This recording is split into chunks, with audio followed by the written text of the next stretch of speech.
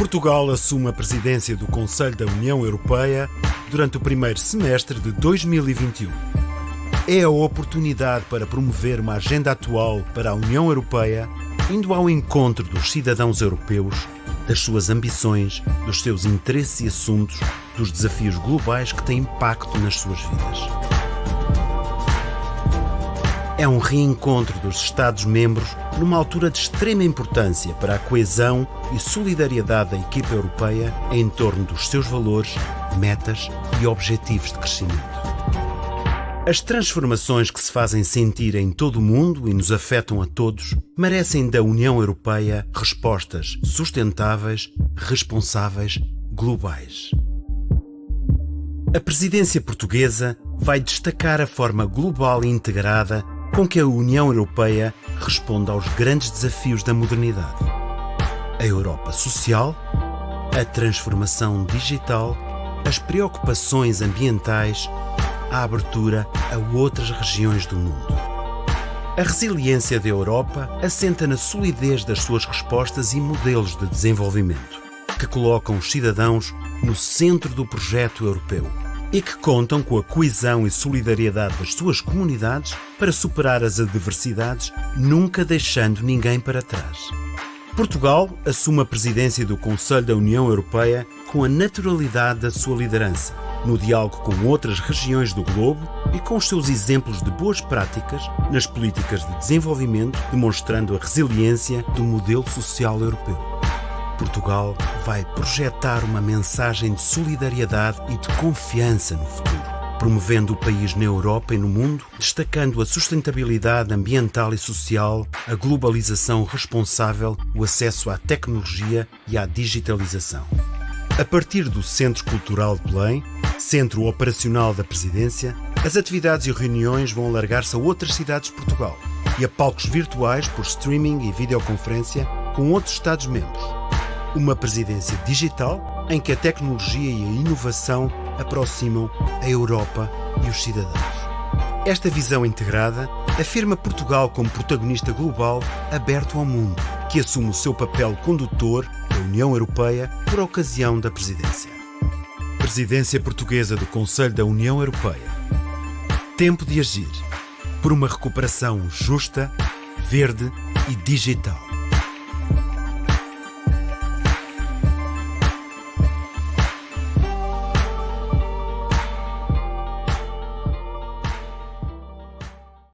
Good morning and welcome to this event dedicated to discuss the green and digital transition in the recovery plans.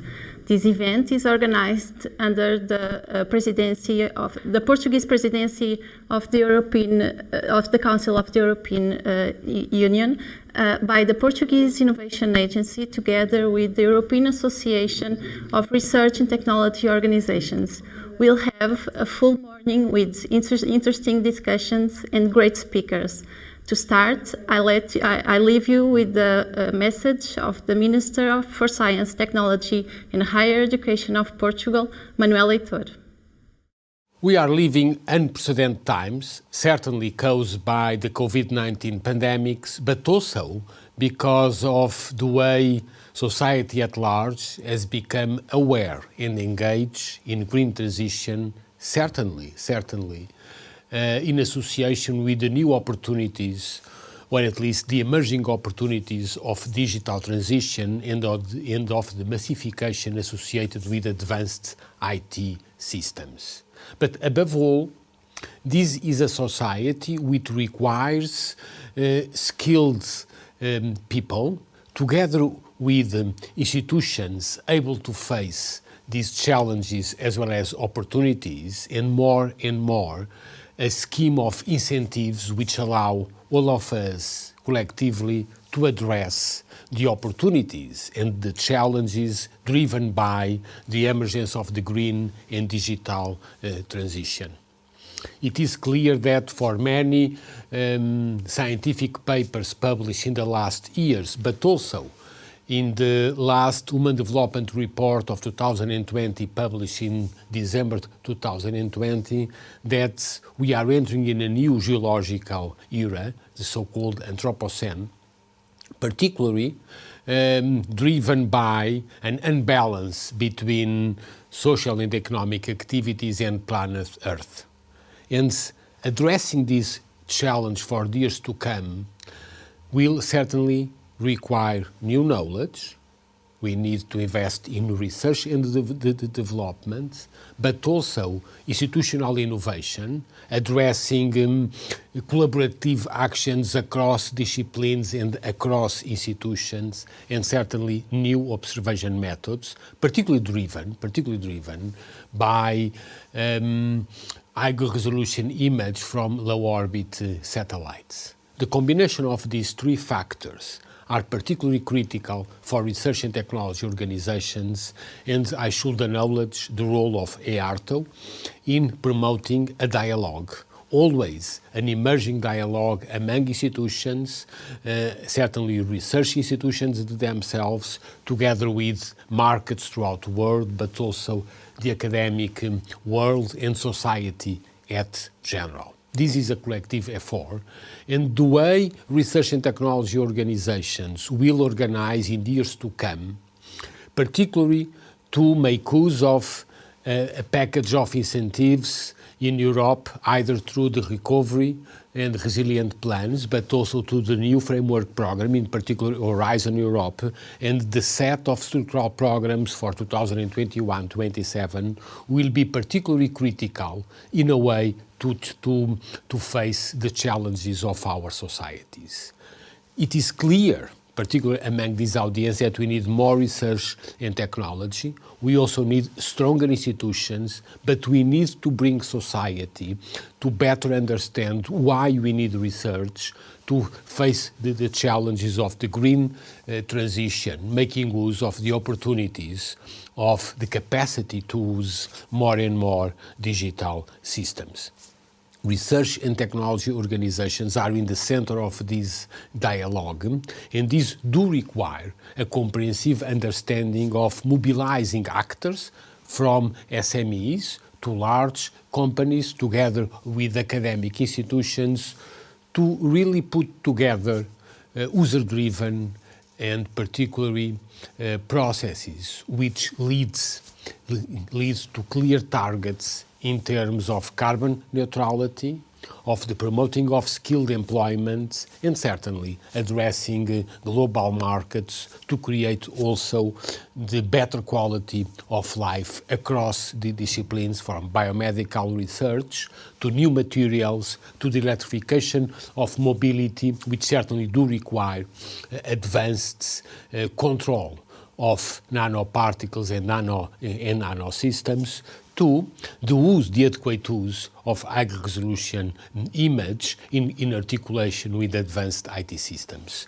The broad topic set of topics which we need to address do require an institutional collaborative framework across institutions and across the disciplines. And that is certainly the challenge, but also the opportunity for the years to come. And certainly we acknowledge the key role of an association like EARTO to promoting a knowledge society, addressing challenges that our children and the children of our children need to better understand and are prepared to face them. Thank you very much for your participation. Greetings to Azores, is where our minister is at the moment. And now to complete the opening session, I give the word to Mr. Antivassara, President of EARTO. Good morning, Mr. Antivassara. Thank you, and very good morning also from me. Warm welcome to everybody here online, also on EARTO's behalf, and greetings from the opposite end of Europe, from Finland. I'd like to first thank Minister Eito for organizing this event and also for the great collaboration EARTO has had with you already for several years now. We see Minister Eito as a true champion of research and innovation in Europe, both emphasizing the need, but also supporting concrete actions that take it further across Europe. And as we just heard, we also know how much importance he puts into having a strong, thriving RTO sector in Europe and RTO's role in building European success. One of the priorities for the ongoing 6-month Portuguese presidency of the Council is to promote Europe's recovery, leveraged of course, by the climate and digital transitions. And as RTOs, we can only give our support to such an honorable goal. This is an important task for us all. Now, when we look at the broad picture, I think that Europe's well-being has been built already for a long time on an excellent formula. We invest in education and knowledge. We apply science and technology to create new products and services. And then we produce and sell those products and services across the globe. This creates wealth and well-being to all of Europe. Now we see, of course, for quite some time, the global competition has been increasing and the bar has been all the time raising on what is needed.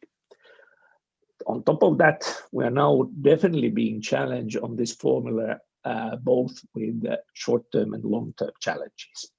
Short-term, of course, we are now very much in the middle of the COVID-19 pandemic and how to recover from the economic crisis that has come from that.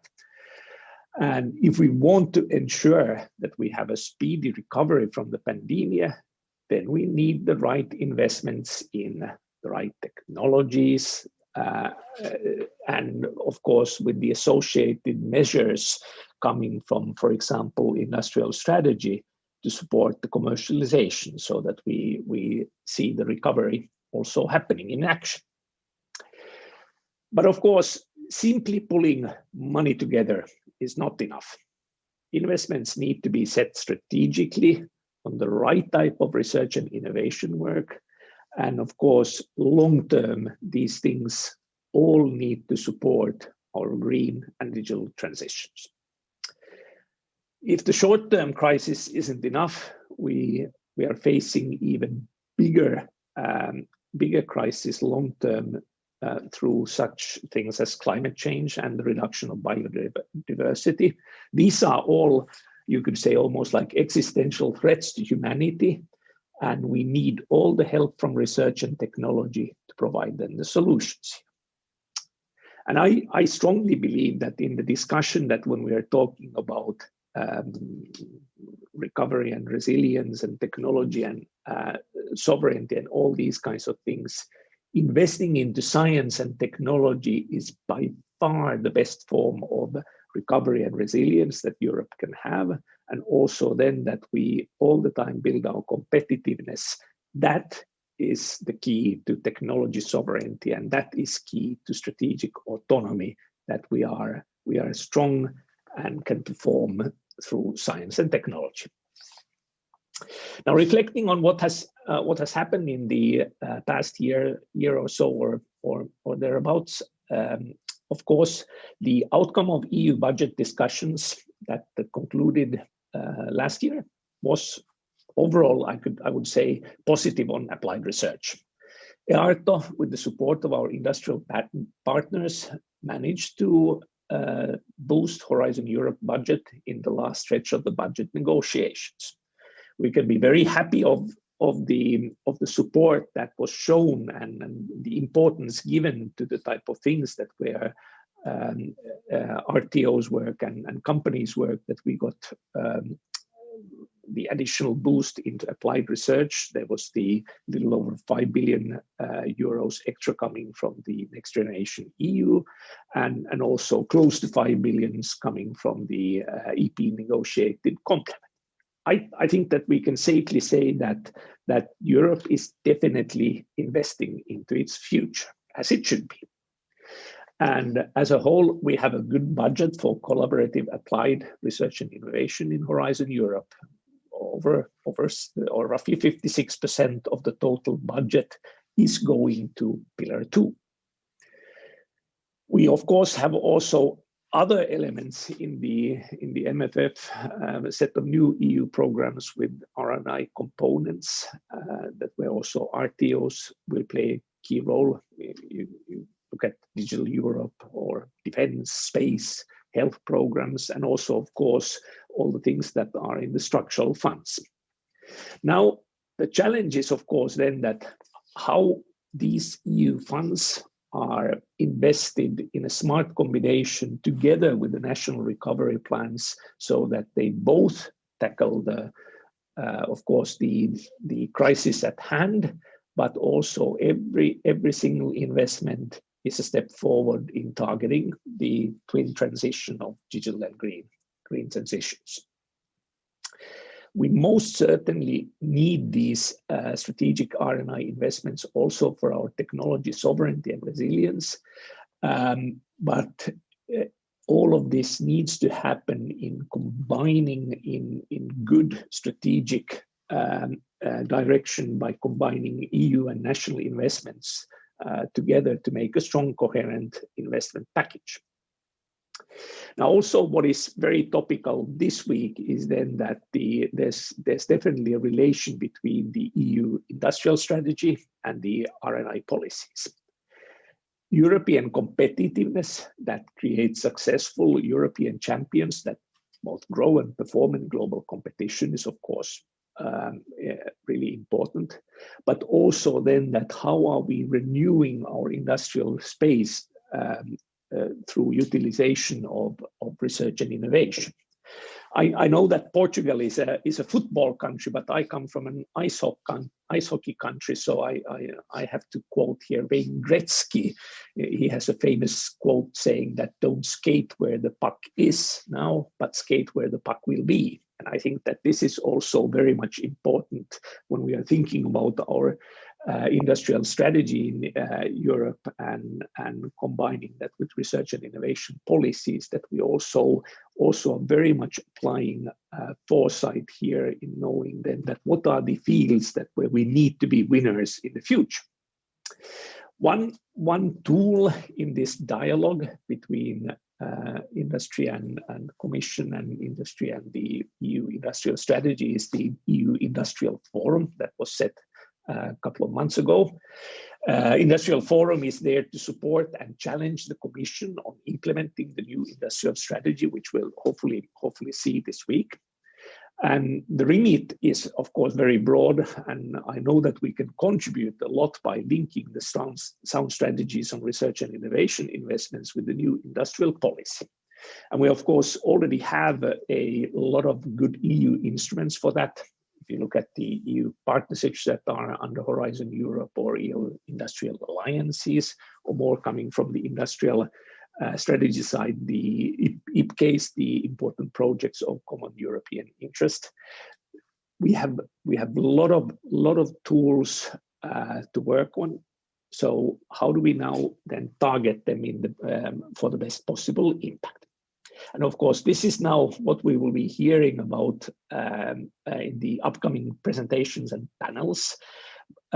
Green and digital transition in the recovery plans is of utmost importance, and research and innovation, and thus RTOs have a key role to play at that. So I'm very much looking forward to the presentations and the discussions in the panels. I hope you are too, and I wish you a great and inspiring event today.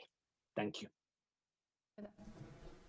Thank you very much for your words, and greetings to Finland as well.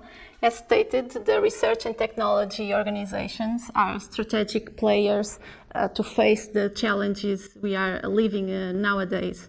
To give us a light on this topic and about the role of RTOs in contributing to answer these global challenges, I call now José Manuel Mendonca, the President of the Portuguese Council for Science, Technology and Innovation. Good morning. Good morning. First of all, I would like to express my sincere thanks for inviting me to this very important event. It's really a great honor. And I would like to address a special salute to all the speakers and moderators, and also to the many hundreds of people attending the session. In my short statement, I'll resort to the Portuguese experience with the truly fundamental role undertaken by the country RTOs, certainly major stakeholders to help us facing all the challenges which are already in front of us. And I believe that what I'm going to state for Portugal may certainly be extended to most of the European countries. First, I would like to address the foundations, that is, the strengths of endogenous competencies and capabilities. The investment in science and technology that Portugal has consistently pursued for the last 3 decades, along with the opening of the access of the higher education system to an increasing number of students, resulted in a highly qualified young population in many areas where European and global labor markets are under pressure. This is the case of biotech and health, as well as computer science and almost all engineering domains. 1 decade ago, during the turmoil caused by the global financial crisis, many young, talented people left the country looking for better job opportunities. But those who stayed had a critical role to the transformation of the economic fabric of the country and in the economic recovery that followed. Exports of goods and services raised from 27 to 44% of the GDP in a decade, 2009-2019. And high-tech European companies found out a better deal than just recruiting Portuguese talent to their main sites in Central and Northern Europe. They started investing in their own design, product development, and research and innovation centers in Portugal. The impact of all this was felt in terms of the increase in qualified employment and technical exports, as well as in the decrease in public state debt, as the numbers for 2019 clearly show. The EU Innovation Scoreboard 2020 portrays such progress, placing Portugal for the first time in the group of countries labeled as strong innovators. The criteria in which Portugal performed better were innovating SMEs, innovation-friendly environment, attractive research systems, and human resources. The potential behind all that lies in high qualified people and in an increasing number of companies and institutions, such as universities and research labs, building a dynamic, innovative fabric. They all compete globally in their specialization domains, making the most of their scientific and technical knowledge, international networking, design competences, and manufacturing capabilities. Within this science, technology, and innovation ecosystem, RTOs have been a central component. In Portugal, RTO functions are undertaken by 2 types of organizations. The so-called CIT, Centers for Technological Interface, are well established and have been around for many decades. They can be sectoral or horizontal in their competencies and in their positioning regarding the upstream university labs and the downstream product, process, and business innovation in companies. Many of these centers support important industry sectors, such as textile and garments, shoes, metal and mechanic, tooling, and so on. And the collabs, collaborative laboratories, which are recently formed entities aiming to tackle large-scale multidisciplinary markets challenges that were not previously covered and that require companies and research centers to partner together, like, for example, in fire and forest management, sea exploration, carbon sequestration, or hydrogen. Now let's look to what has mobilized our efforts in the past year, that is fighting the pandemic with knowledge-based innovation. When the COVID-19 pandemic hit the country in early March 2020, some of these companies and research and innovation institutions, with a central role of many RTOs, became restless and refused to be kept hostage of the situation. Initiatives emerged everywhere in the country, with many offering their competencies and efforts pro bono to help fighting the pandemic and the awful consequences that were already being perceived. Many of these bottom-up initiatives try to alleviate the pressure on the healthcare system, responding to the urgent needs of medical doctors, nurses, hospitals, and the health authorities. These initiatives range from helping in design and manufacturing of masks and visors for the personal protection of the health personnel, to offering new ways of testing for COVID-19 infection and actually increasing the country's daily testing capability. Privacy preserving digital contract tracing applications were also developed and deployed in partnership with many other countries in Europe.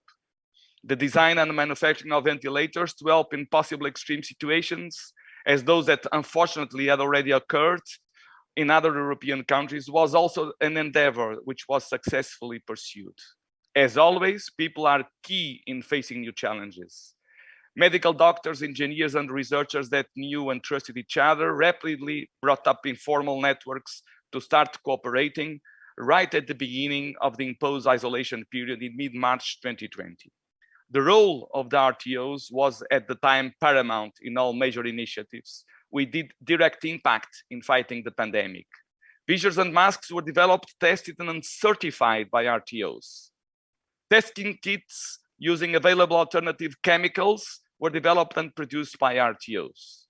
Pandemic and intensive care ventilators were developed by RTOs, and the Portuguese digital tracing application was developed, tested, and deployed by an RTO together with startup companies.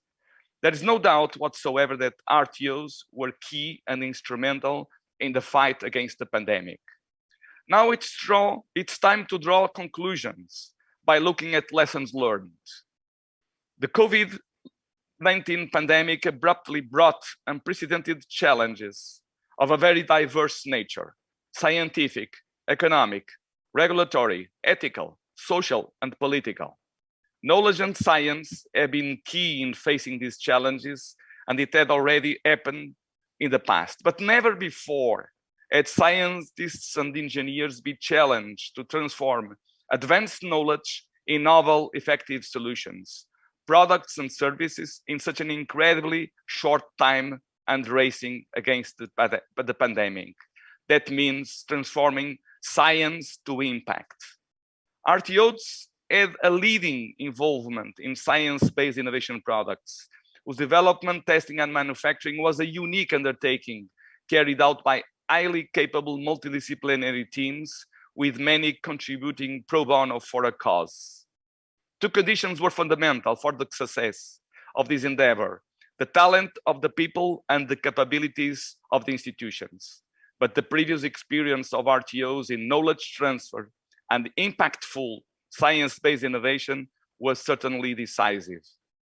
The institution's social capital, that is the RTO's sound roots in the regional ecosystems, and the capability for leveraging their national and international networks, was key to facilitate the orchestration of so many contributions in the various engineering fields: health, regulation, certification, manufacturing, outsourcing, assembling, financing, and also dissemination of results. Their well-developed dynamic capabilities have enabled the quick and effective exploitation of all the emerging opportunities, mobilizing the necessary internal and external resources, and even transforming themselves to achieve success in a context of hard confinement. To finish, I would like to very briefly look at the near future, that is, to the role of RTOs in the European Recovery Plan. It's unquestionable that RTOs helped to bring up the science, technology, and innovation ecosystem in Portugal and in Europe for the past decades. And it's also a undisputed fact that RTOs have been central to both Europe's reaction to the pandemic and to the sudden hard awakening for Europe's external dependence in critical products and technologies in the health sector. The discussion panels that will follow will certainly demonstrate the central role of RTOs in development, testing, and deployment of the technologies that will support the green and digital transitions that Europe wants to lead. And while doing this, RTOs will certainly contribute to the making of the new European research era, the one that is needed to build a resilient, sustainable Europe based on a novel technological sovereignty. Thank you very much for your attention. Thank you very much for your words and for providing so great examples about the importance of RTOs in producing and transferring knowledge from labs to our everyday lives within this pandemic crisis we're living. And now it's time to give the word to Iñaki San Sebastián, CEO of Technalia Research and Innovation, to better understand the role of Rtos as synergies builders within this context of recovery, and in particular in the recovery instruments. Good morning, Mr. Iñaki San Sebastián. Good morning.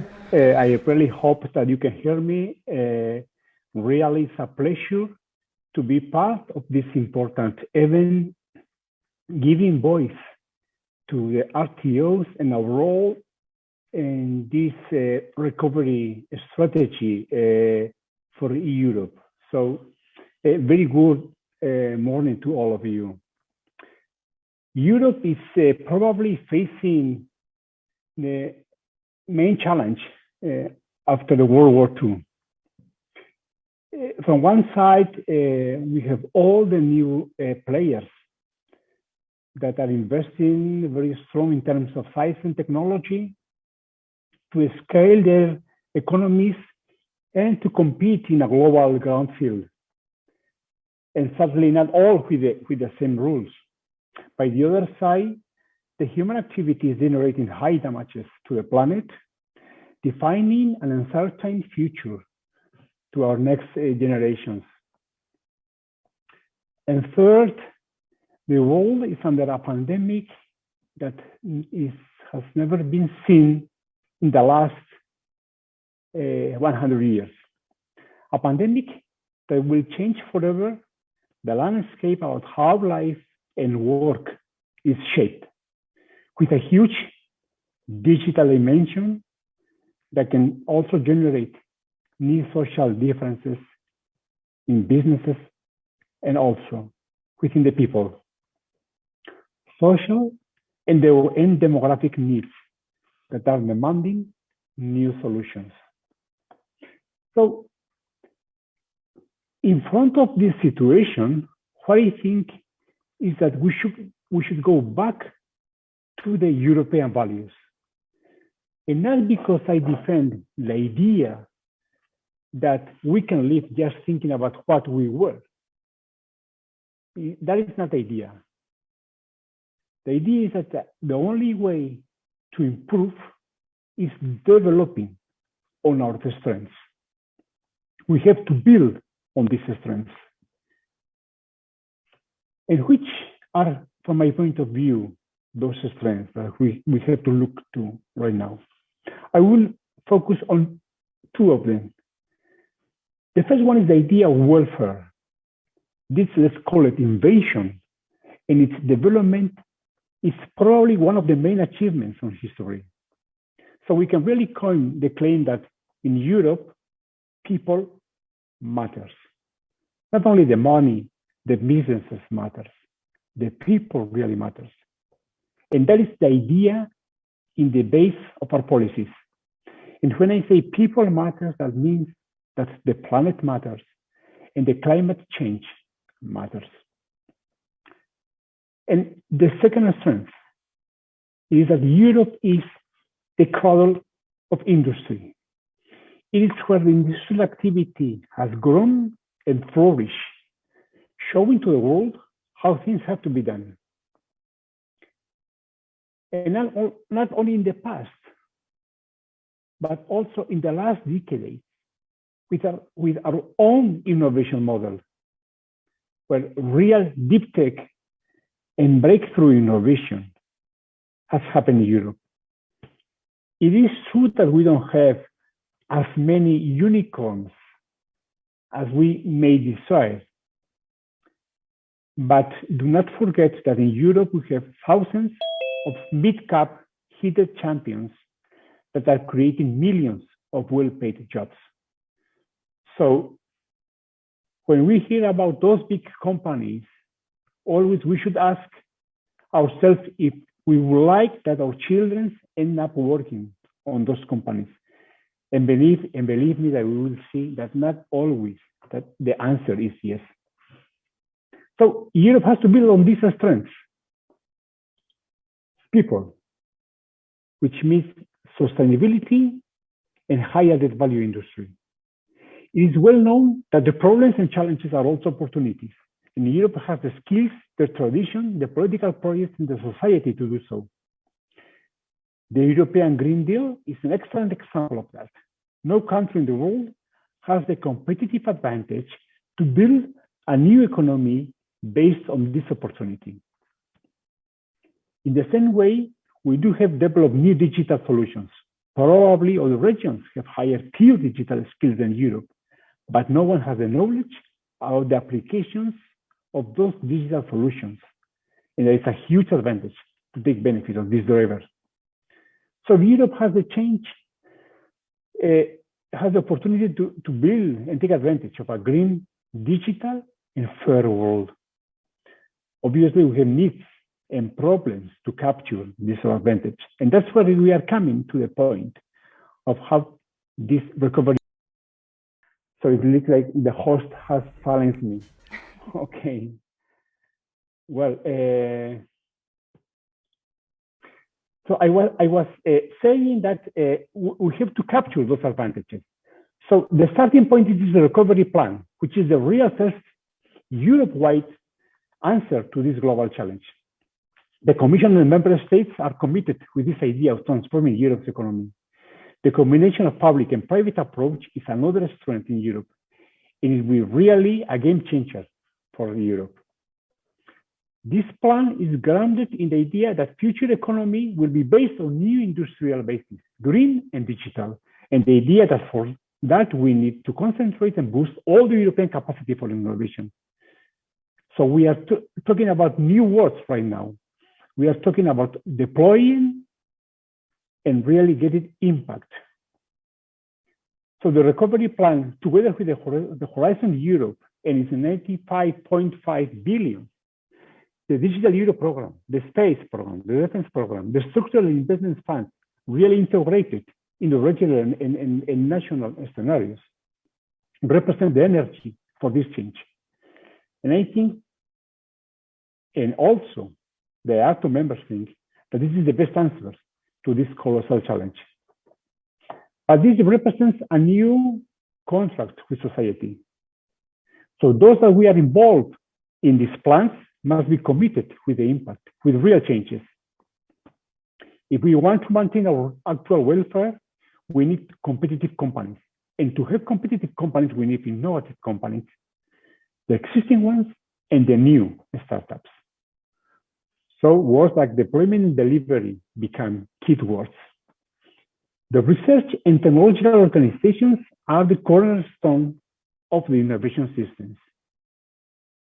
Now, the RTOs, with our more than 150,000 researchers and also business people, are focusing all our experience, skills, and efforts to this objective, to serve Europe and its industry.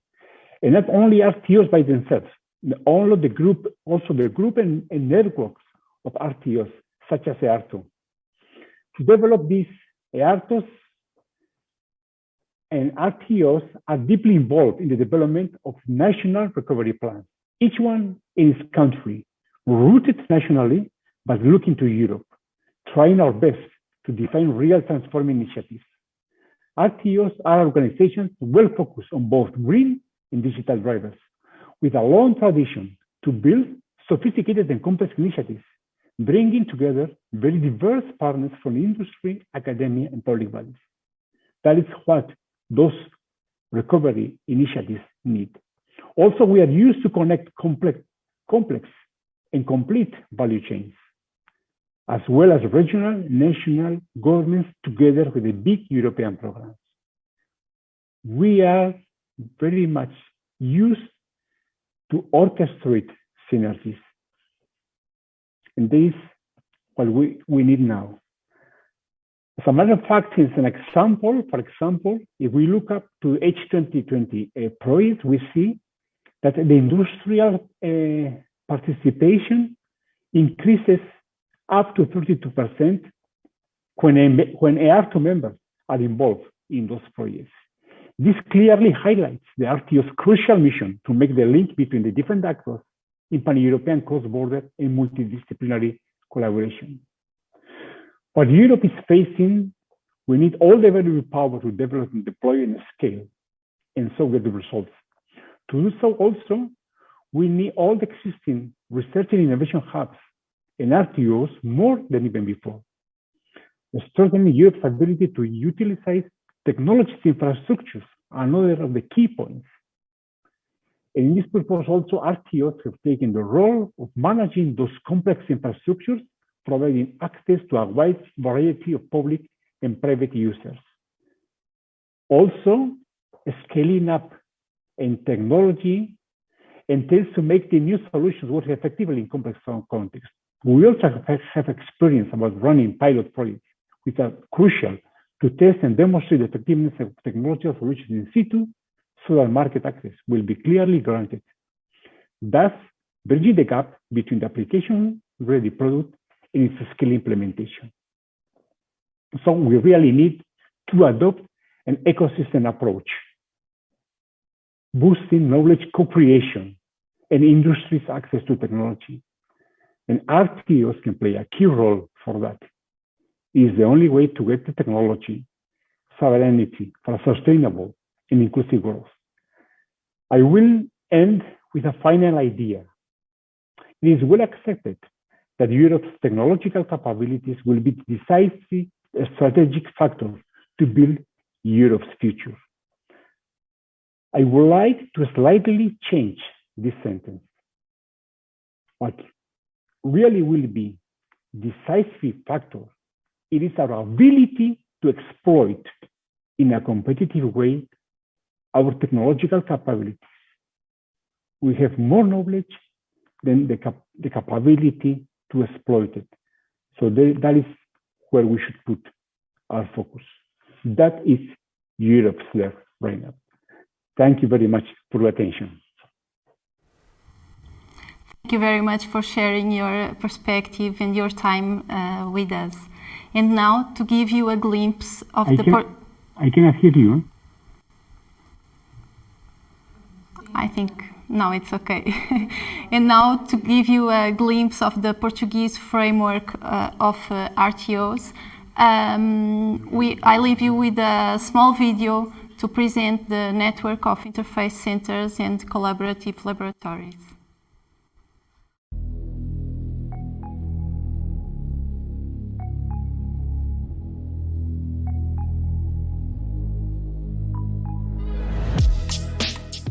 A criatividade e a inovação andam de mãos dadas. Mas ao contrário do que as parábolas contam, a inovação não nasce de um simples rasgo de inspiração. Os avanços históricos mais importantes são o resultado de um trabalho contínuo de colaboração, amadurecimento e debate de ideias.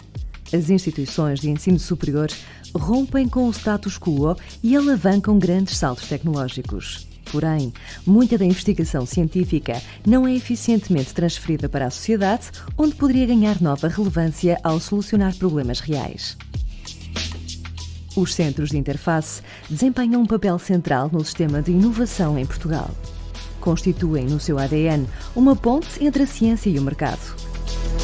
Facilitadores da cooperação e articulação entre a academia e as empresas, os centros de interface agregam competências interdisciplinares para integrar conhecimento avançado em produtos e serviços. Promovem a transferência desse conhecimento para as empresas, convertendo-o em soluções inovadoras para responder a problemas concretos da sociedade. A Agência Nacional de Inovação, ANI, apoia a inovação e o empreendedorismo de base tecnológica em Portugal, contribuindo para consolidar o Sistema Nacional de Inovação e para reforçar a competitividade da economia nacional nos mercados globais. A ANI promove e monitoriza a rede de centros de interface, apoia o seu processo de capacitação e contribui para a sua sustentabilidade.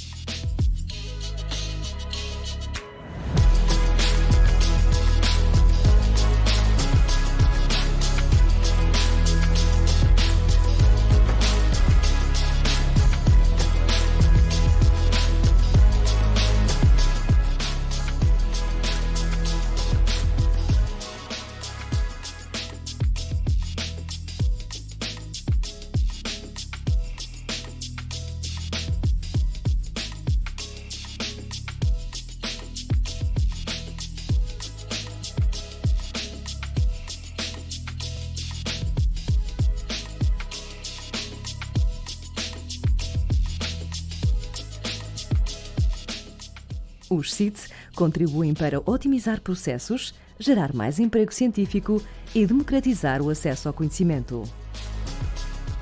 Portugal, que é já um país fortemente inovador na União Europeia, assume a capacitação do Sistema Nacional de Inovação para uma sociedade baseada no conhecimento enquanto alavanca para o crescimento integrado e sustentável.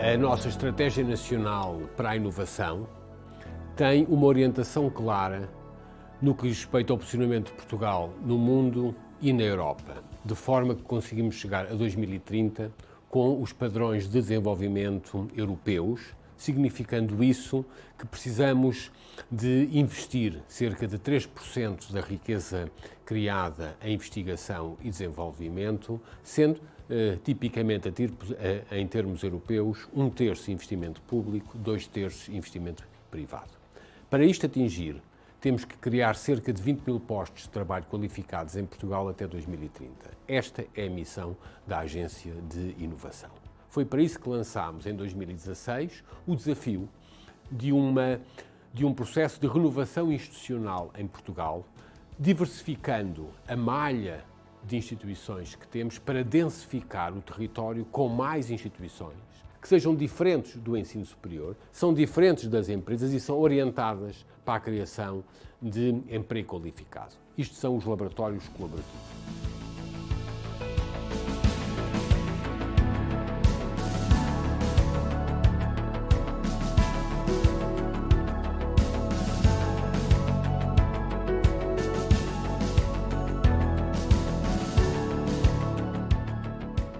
Se por alguma razão o mundo não quiser as inovações que foram desenvolvidas pelos co-labs, então pelo menos resolvemos um problema local e um problema nacional e o investimento não foi à fond perdu.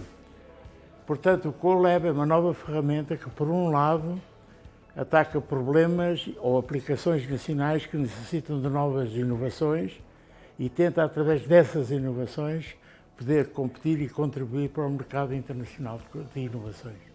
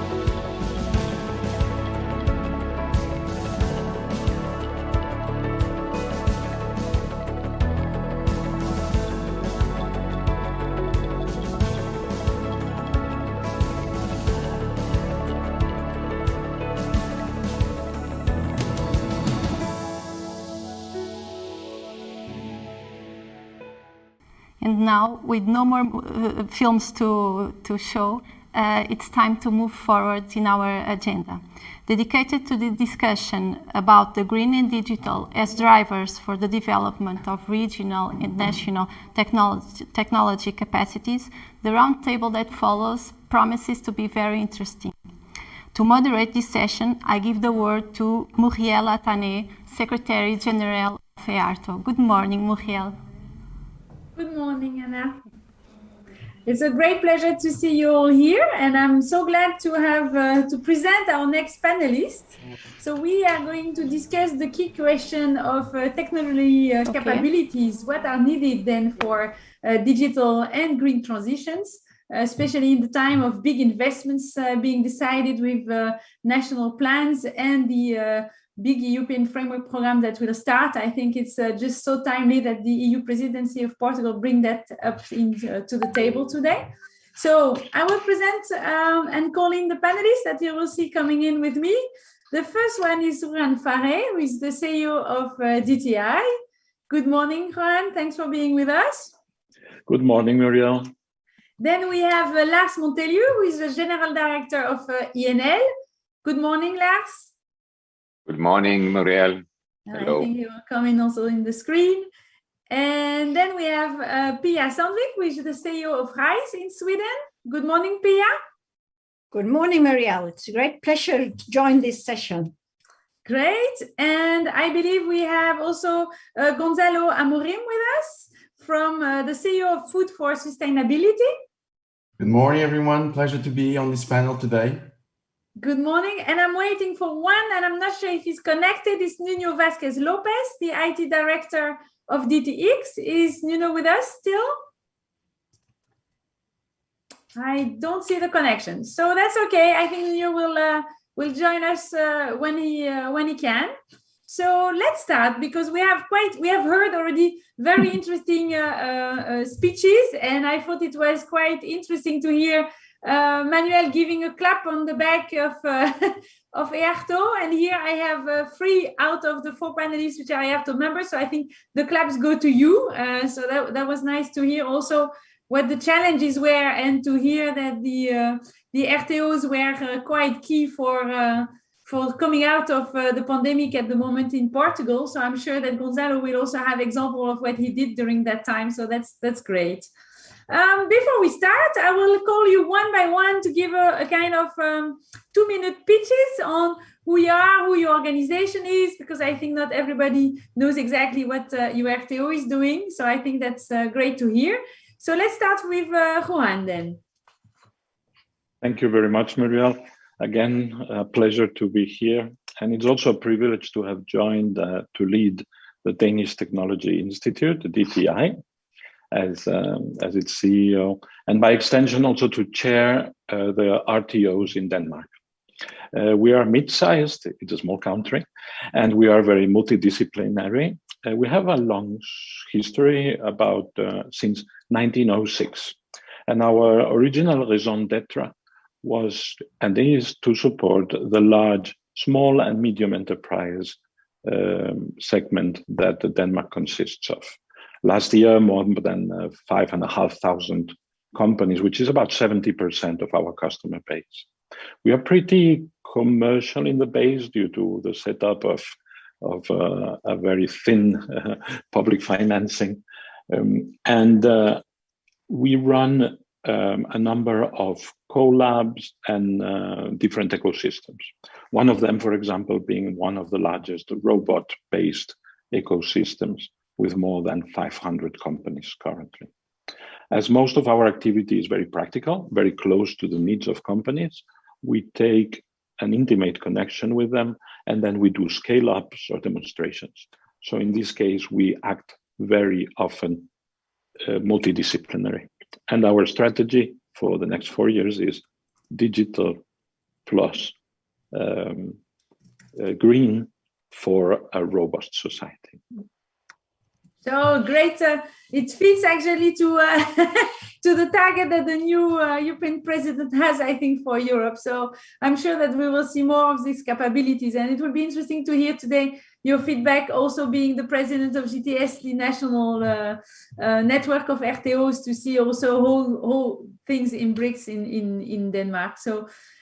Next, maybe Lars, you want to share also your experience being based in 2 countries or overlooking the support for 2 countries, Spain and Portugal. I'm sure it's also a very specific very position to be. So nice to have you with us today. Lars, the floor is yours. Thank you so much. So yes, I'm the director for ENL, which is an intergovernmental research laboratory that is headquartered in Portugal in the city of Braga. It's rather new, so we have been around a little bit more than 10 years. So we'll still say we are growing and in the phase of establishing ourselves. But we are working intimately together with the 2 member states, which are the 2 founding states, Portugal and Spain, as you said. And we're trying to orchestrate, set up different kind of activities that will involve all kind of stakeholders. So our kind of mission is to explore interfaces, and that means interfaces with different materials, for instance, with different kind of technologies, with different sciences, but also between different regions, between different stakeholders, between different governments, etc. And our mandate is to work worldwide. So we're having principally 1/3 of our turnaround is working with companies directing contracted research and innovation activities all over the world. And about 1/3 is Horizon 2020 funding, and about 1/3 is from our member states. So this is our typical thing. We have been growing. I mean, I've been here now 7 years, and when I came, it was about 60 people at INL. Now it's about 450 from 40 different countries. So we are in a very growing phase. So thank you.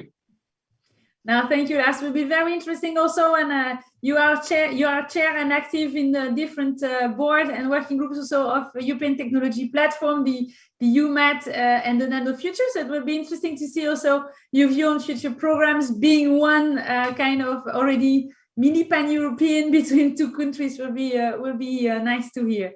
And the next one will be Pia. Pia is the CEO of RISE in Sweden, the largest RTO in Sweden, and who has merged many RTOs together. So it will be interesting to see you here last growing and you've grown at once. So interesting to hear from you, Pia. The floor is yours. Yeah, thank you, Marielle.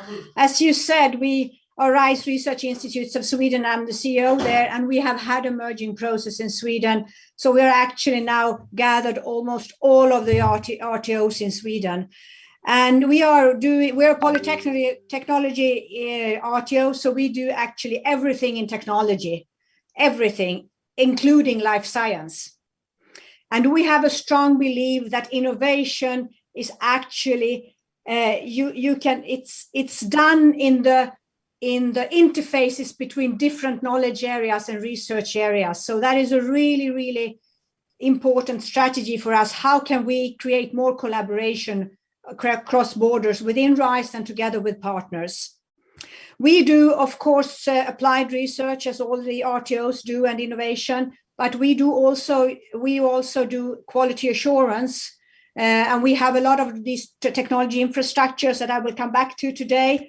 We also have testing, inspection, and certification. Not all RTOs have those type of businesses left, but we have them. We have also started to develop lifelong learning. We have done education always in this RTO, but we see that we have a gap to fulfill that the universities are not taking in this aspect, which is really important for competence development and competence change in order to be relevant in the future. And it also is an important thing for innovation, I would say. We also see a role that has come to us, and also a thing from our owners, the state, because we're totally 100% state-owned, and that is regarding transition overall, to take the lead in different transitions, and to also implement some of the roadmaps that has been taken for different groups of companies or different sectors and so forth. We have almost 50, we have more than 50% coming from industry in our turnover, and we have a basic funding of 20%, and rest is coming from research organizations in research funding. So I think I'll stop there.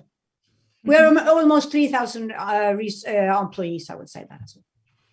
Thank you, Pia. So it's nice to see a variety of medium and larger RTOs. So that's interesting to hear. Also, I'm sure, surprisingly, the challenges are very similar somehow. So I think it's nice to hear also in terms of investments and technology infrastructure. I'm sure this topic will pop up.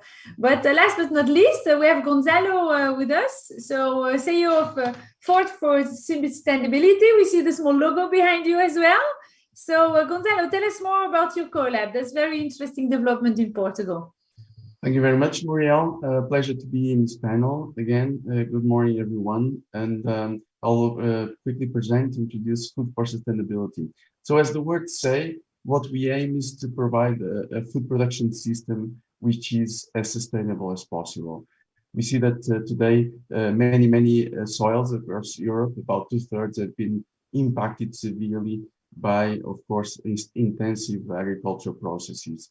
And we see that with the Green Deal, we can change a bit the paradigm. And that's what we set up this organization for. So we are a very young organization, only a year old.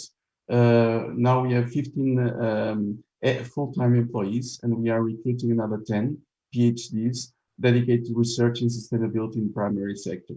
So what we are following is the Fraunhofer funding model, whereby a third of our funding comes from the state, and we should look for alternative sources for complementing the other 2/3. So we joined 15 partners across academia, industry, and also the innovation sectors, including startups, technology-based startups. In fact, BGI, where I'm a founder, was spearheading the formation of this collaborative laboratory. We purposely set up this collab in a rural region, one of the most important regions in Portugal in terms of agricultural production, so that we are very close to our key stakeholders, which are the farmers, of course. And of course, we are at the moment looking how we can leverage digital tools to cross into a more, let's say, sustainable practices. So the ultimate goal, what we'd like to be able to achieve is, our vision is to be able to do a zero chemical synthesis production system in the agri-food sector, and also reducing the carbon intensity of our agriculture. So that's our main goal. And our motto finally is that the best medicine is the food that you eat. So it's all about transporting good nutrition and good nutrients to feed the world in a sustainable manner. And finally, to wrap up, we are just launching now the first demonstrators, where we want to prove that by developing more agroecological practices, we can reduce the use of, for instance, pesticides. So I think I will pause here. Super, thanks a lot. It's interesting to see that those colleagues are the new Rtos in Portugal, I think, in fact, and that's nice to hear also how you're seeing yourself with some of the Rtos which are already existing, but also universities. So how do you create new ecosystem that actually needs to be created? So that's interesting to hear, and also maybe hear from Lars how it grew and what are the challenges, and when you have so many and that you need to put the resources together from Pia, what are the challenges as well, and Juan as well as chairing, a network, a national network of Rtos, what the challenges may be. I think we'll have different perspective. And it's great to hear. And I think Gonzalo owns also his own investments company, and he has been a lot in the EIT Kick Sensor, so probably some views on European investments from that angle. So I have some questions for you. I will shoot like this, but I think if you guys want to answer to each other, we are free to do so. We have 45 minutes, so we should enjoy. And I think this is aimed as a discussion. So Juan, to start with you, I have small questions. How do you see the role of Rtos in these green and digital transitions? What are the key challenges where you think that without Rtos, for example, we won't be able to go a step further? So both on digital and of course on green, so as you're working as much on robotics as we heard, but also on other areas which are more related to food, like food for sustainability. It would be interesting to hear from you. Thank you very much.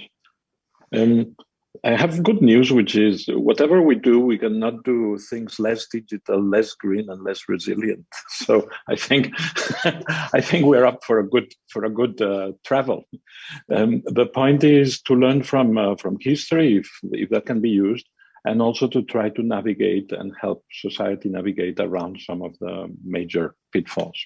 One pitfall can be to define crises, which are a condition of development and a condition of existence, to use them to be caught in the short-term crisis in spite of the long-term crisis, and to define from the start that it's two different things. So, for example, Corona versus climate, right? Need for digitalization to come out as a resilient society, and forgetting the long-term. And maybe the solution is recognizing that it's the same. It's part of each other. Actually, short-term crisis, it's difficult to quote past historical figures, but never let a good crisis go wasted. And it's sad to say, because this is not a crisis that we would ever wish to have, but there are many of us who have digitalized 10 years and crystallized a lot of things that were prepared because of the sheer need. So actually, it is about seeing the opportunities that are there. And the opportunities, as Pia pointed out, and also our colleagues, are in the interface of different areas, which today have not had intermingling. So you will get materials technology, maybe stemming from black energy world, right?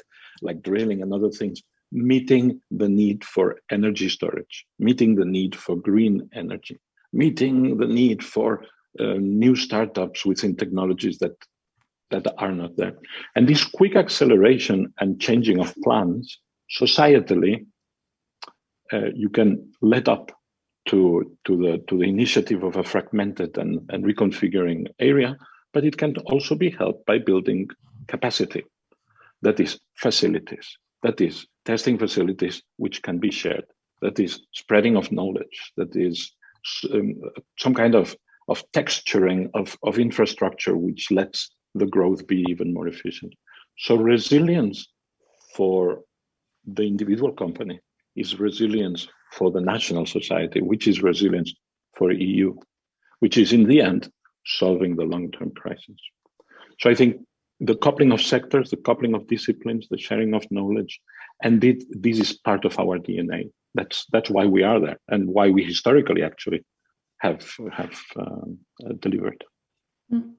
Thanks, Juan. That brings me to some questions, because it was very interesting to hear Manuel saying that, you know, the Rtos were part of coming out of the crisis, and we had José Manuel afterwards also showing that and expressing that we had you know, quite a challenge driven Rtos with like very precise solutions for very precise moment of the crisis. So it's interesting to think of crisis time and very acute needs, which are very short term, and the long-term investments. And maybe here, Lars, you have some experience in, you know, looking at the same time short-term needs of, you know, here it was more nation maybe and states than industry, but also some of the industry maybe with some of their value chains which were in dear need of support, were disrupted by the pandemic, and your own operation, which are growing.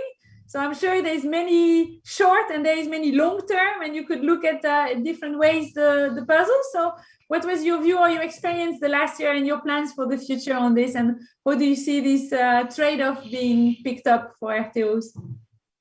Thank you. I think, I mean, the Rtos are extremely important for specific, I would say, the long-term strategic development, where the Rtos can integrate together with many companies, maybe one or two or a cluster of companies and universities and other actors, in order to foster the strategic development of a certain technology that will come into play in society after that kind of development. So I think that is very important.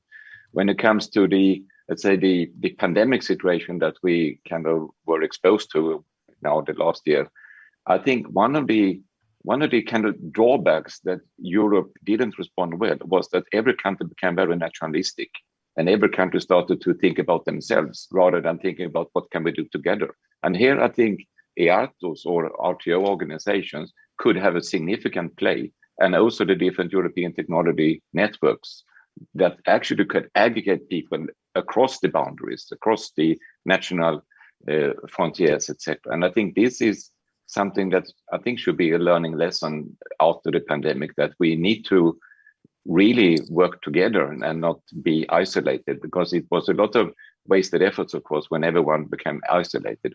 But if we go back to the RTOs and the importance, I think for the strategic, it's clear.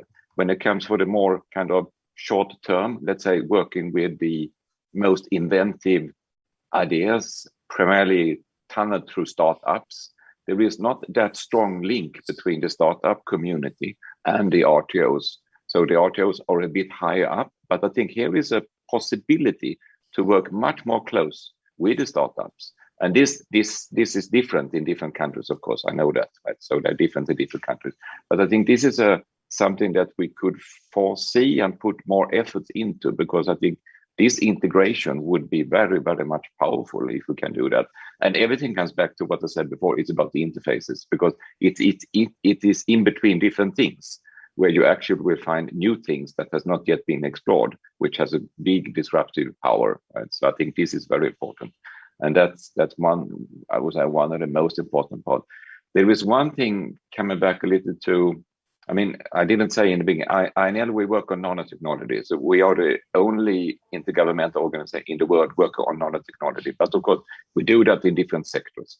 But the important thing for us is the matrix integration. So everything we do relates to materials, but it goes into different sectors. And I think here is a challenge that we need to understand that society is like a three-dimensional matrix where you have one axis, you have technologies, if you like. The other axis, you have the societal challenges.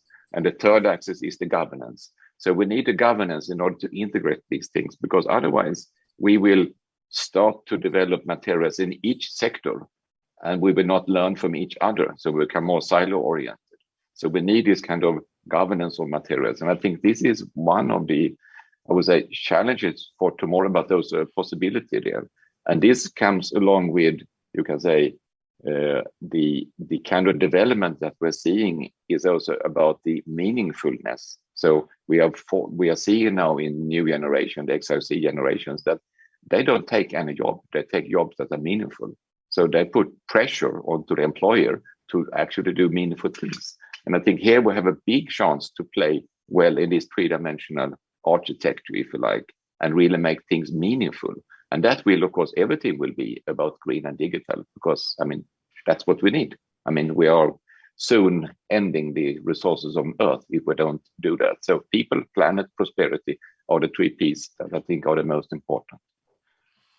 Super, thank you very much, Lars. And we come back also to maybe the skills which are needed, or the type of skills with the new generation. But before I jump to Pia and Gonzalo, I want to welcome Nuno, who had finally managed to connect. Good morning, Nuno. Good morning, all. So Nuno is also directing one of the collab in Portugal, DTX. Maybe Nuno, you can give also, like the others, introduce yourself shortly and your new collab. I think people will be interested to hear what it is about. Yes, of course. Good morning, all. My name is Nuno. First, I want to compliment all the audience.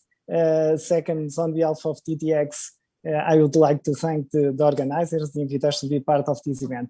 DTX is a collaborative lab on digital transformation focused on R&D of new paradigms of products, services, and human-machine interfaces, and that promotes technological development and industrialization of intelligent products, software components, and applications through the integration of key enabling technologies and concepts like artificial intelligence, HPC, machine learning, digital twins, among the others. DTX also has a multidisciplinary team with 50 people with competencies on social sciences, computer sciences, and advanced materials, which work together to develop the next generation of information technologies. Currently, DTX has available technology infrastructure for developing and testing advanced industrial products and services. We also have under construction a living lab on 5G and cloud to testing this kind of technologies, a collaborative robotics lab, and an in-mold electronics lab.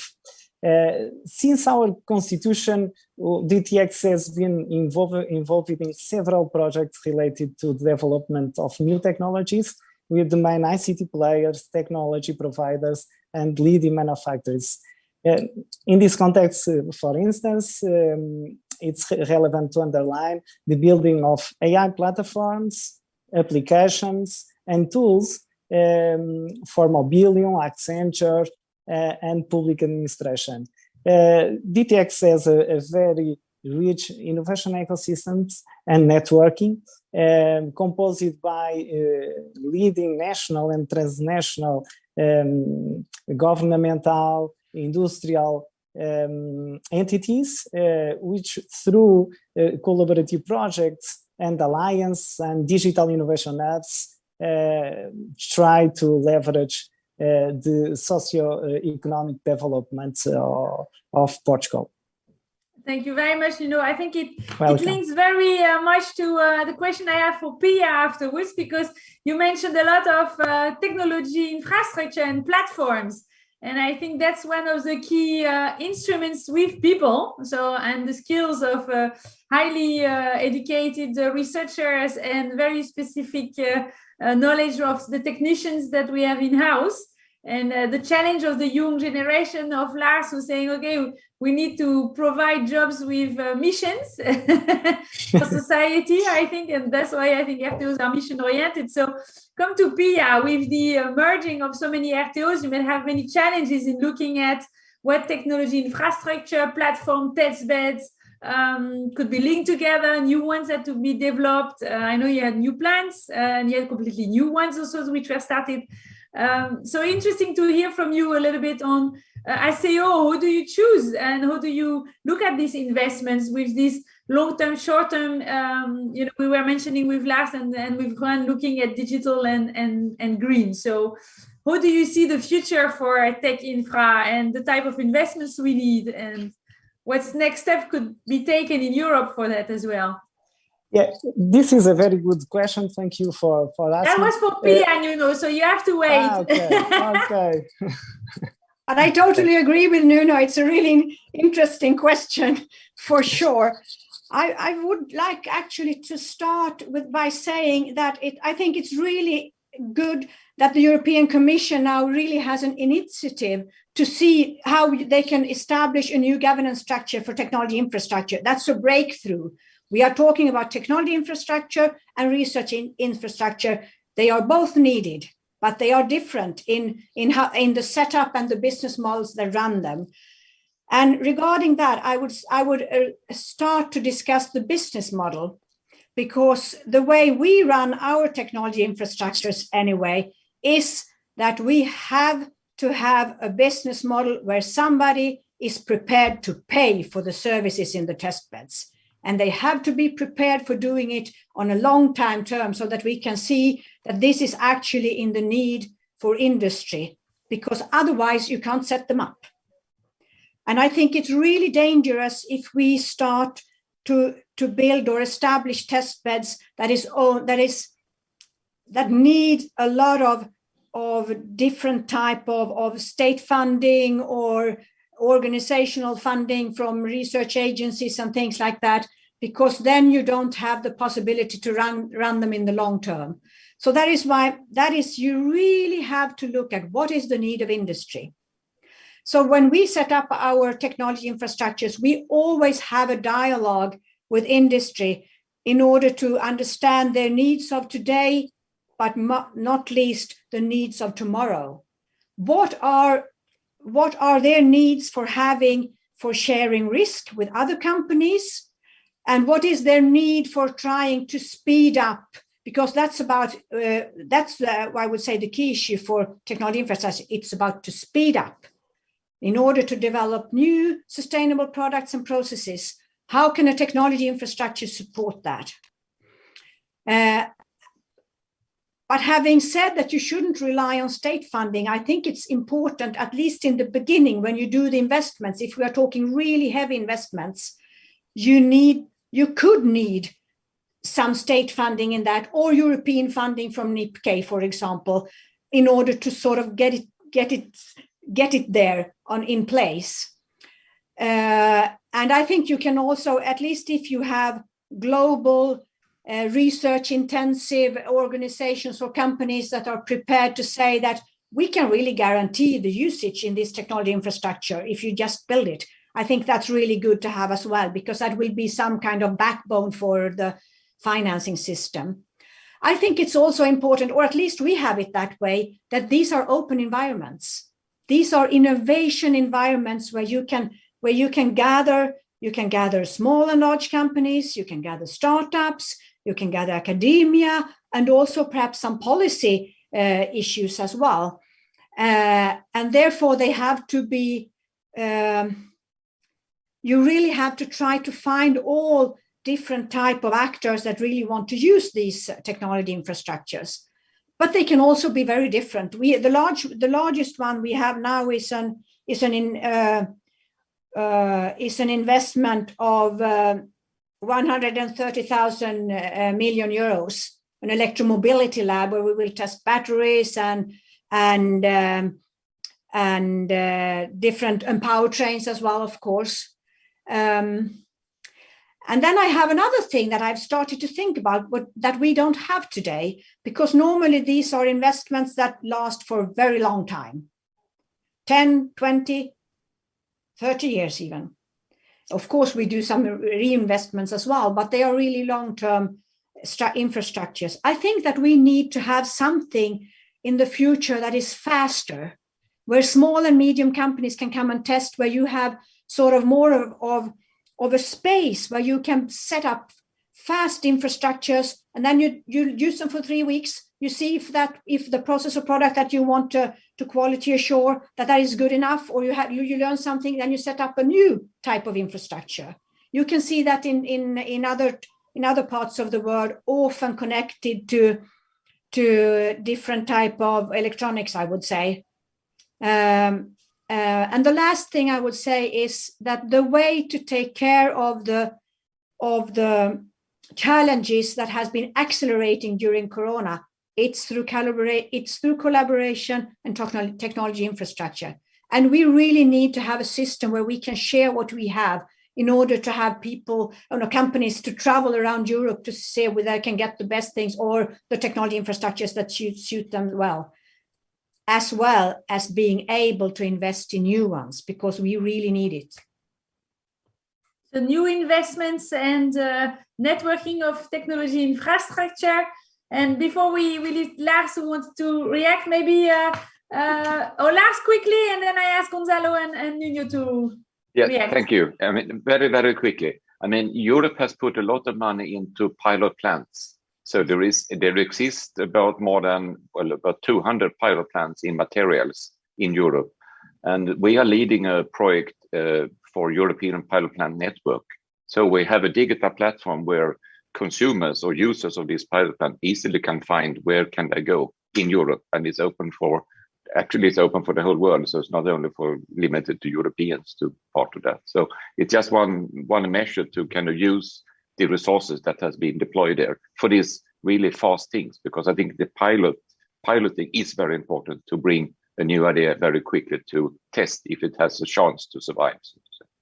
So some interesting already existing European examples on how we can network and develop technology infrastructure, maybe more per sector.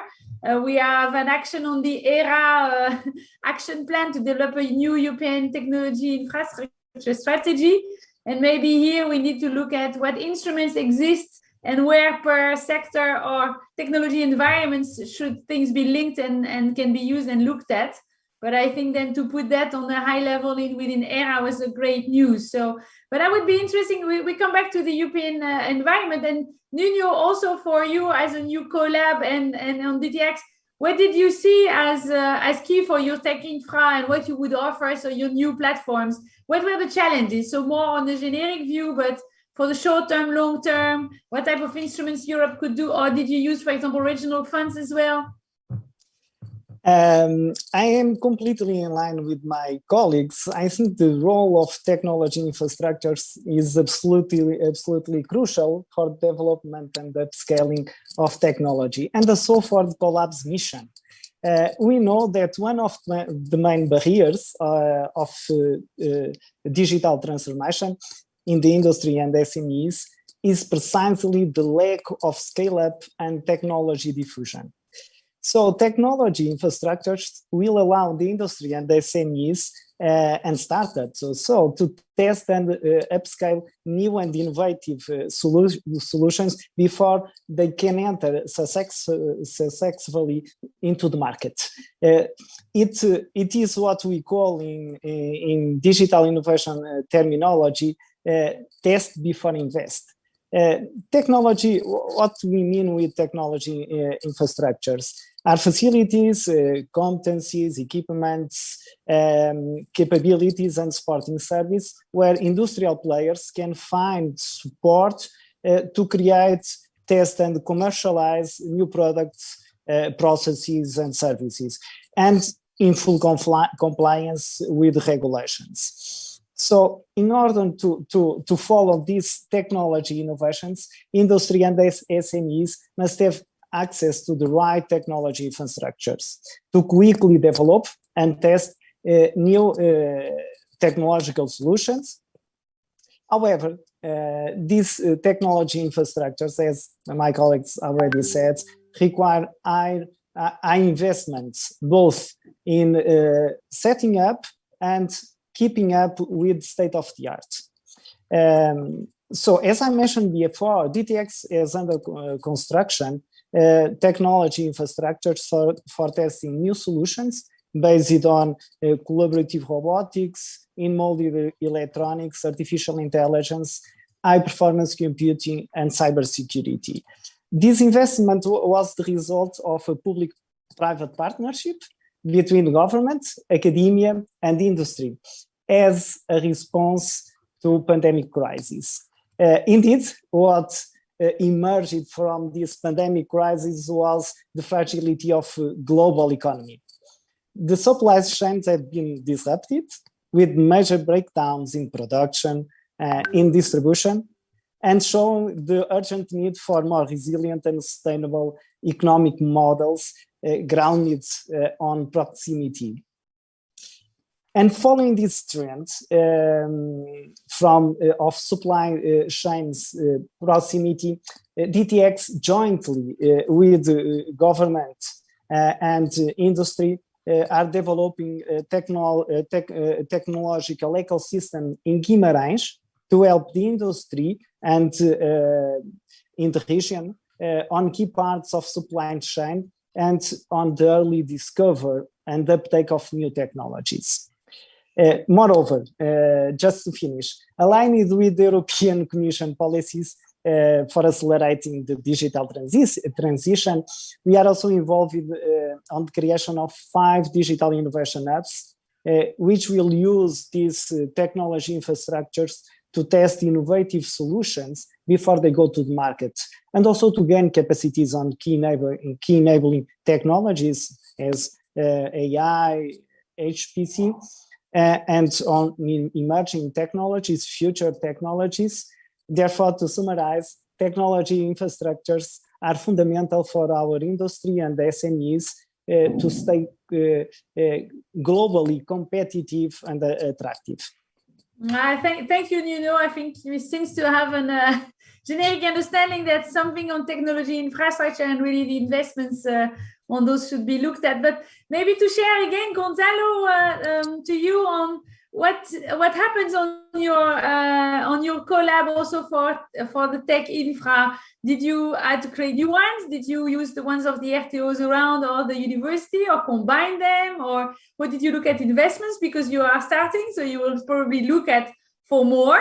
Thank you very much. So we for sure have to be very creative on how to leverage existing infrastructures. In fact, we decided in Food for Sustainability not to build any laboratory per se and use the existing infrastructure available at universities, for instance. So, but also in some of the SMEs that are part of our collab, we are using their own, let's say, laboratories in order to enhance some of the experiments and demonstrators that we are building. So just a quick comment on RTO sustainability. So I come myself from an initiative that was created 10 years ago, linked to MIT Portugal, very much looking at technology transfer and creation of deep tech scale-ups, if you will. And Portugal is now seeing the first the emergence of the first vague of unicorns, which is really great. So we are now hitting a phase where we created knowledge and now it's been transferred to the market, and we are in a very exciting stage of development where we can see that for the first time that knowledge can be really precious in terms of value creation, but also job creation. And that's what drives, of course, taxes, and that what enables us to invest in more science and technology in order to create more jobs and so forth.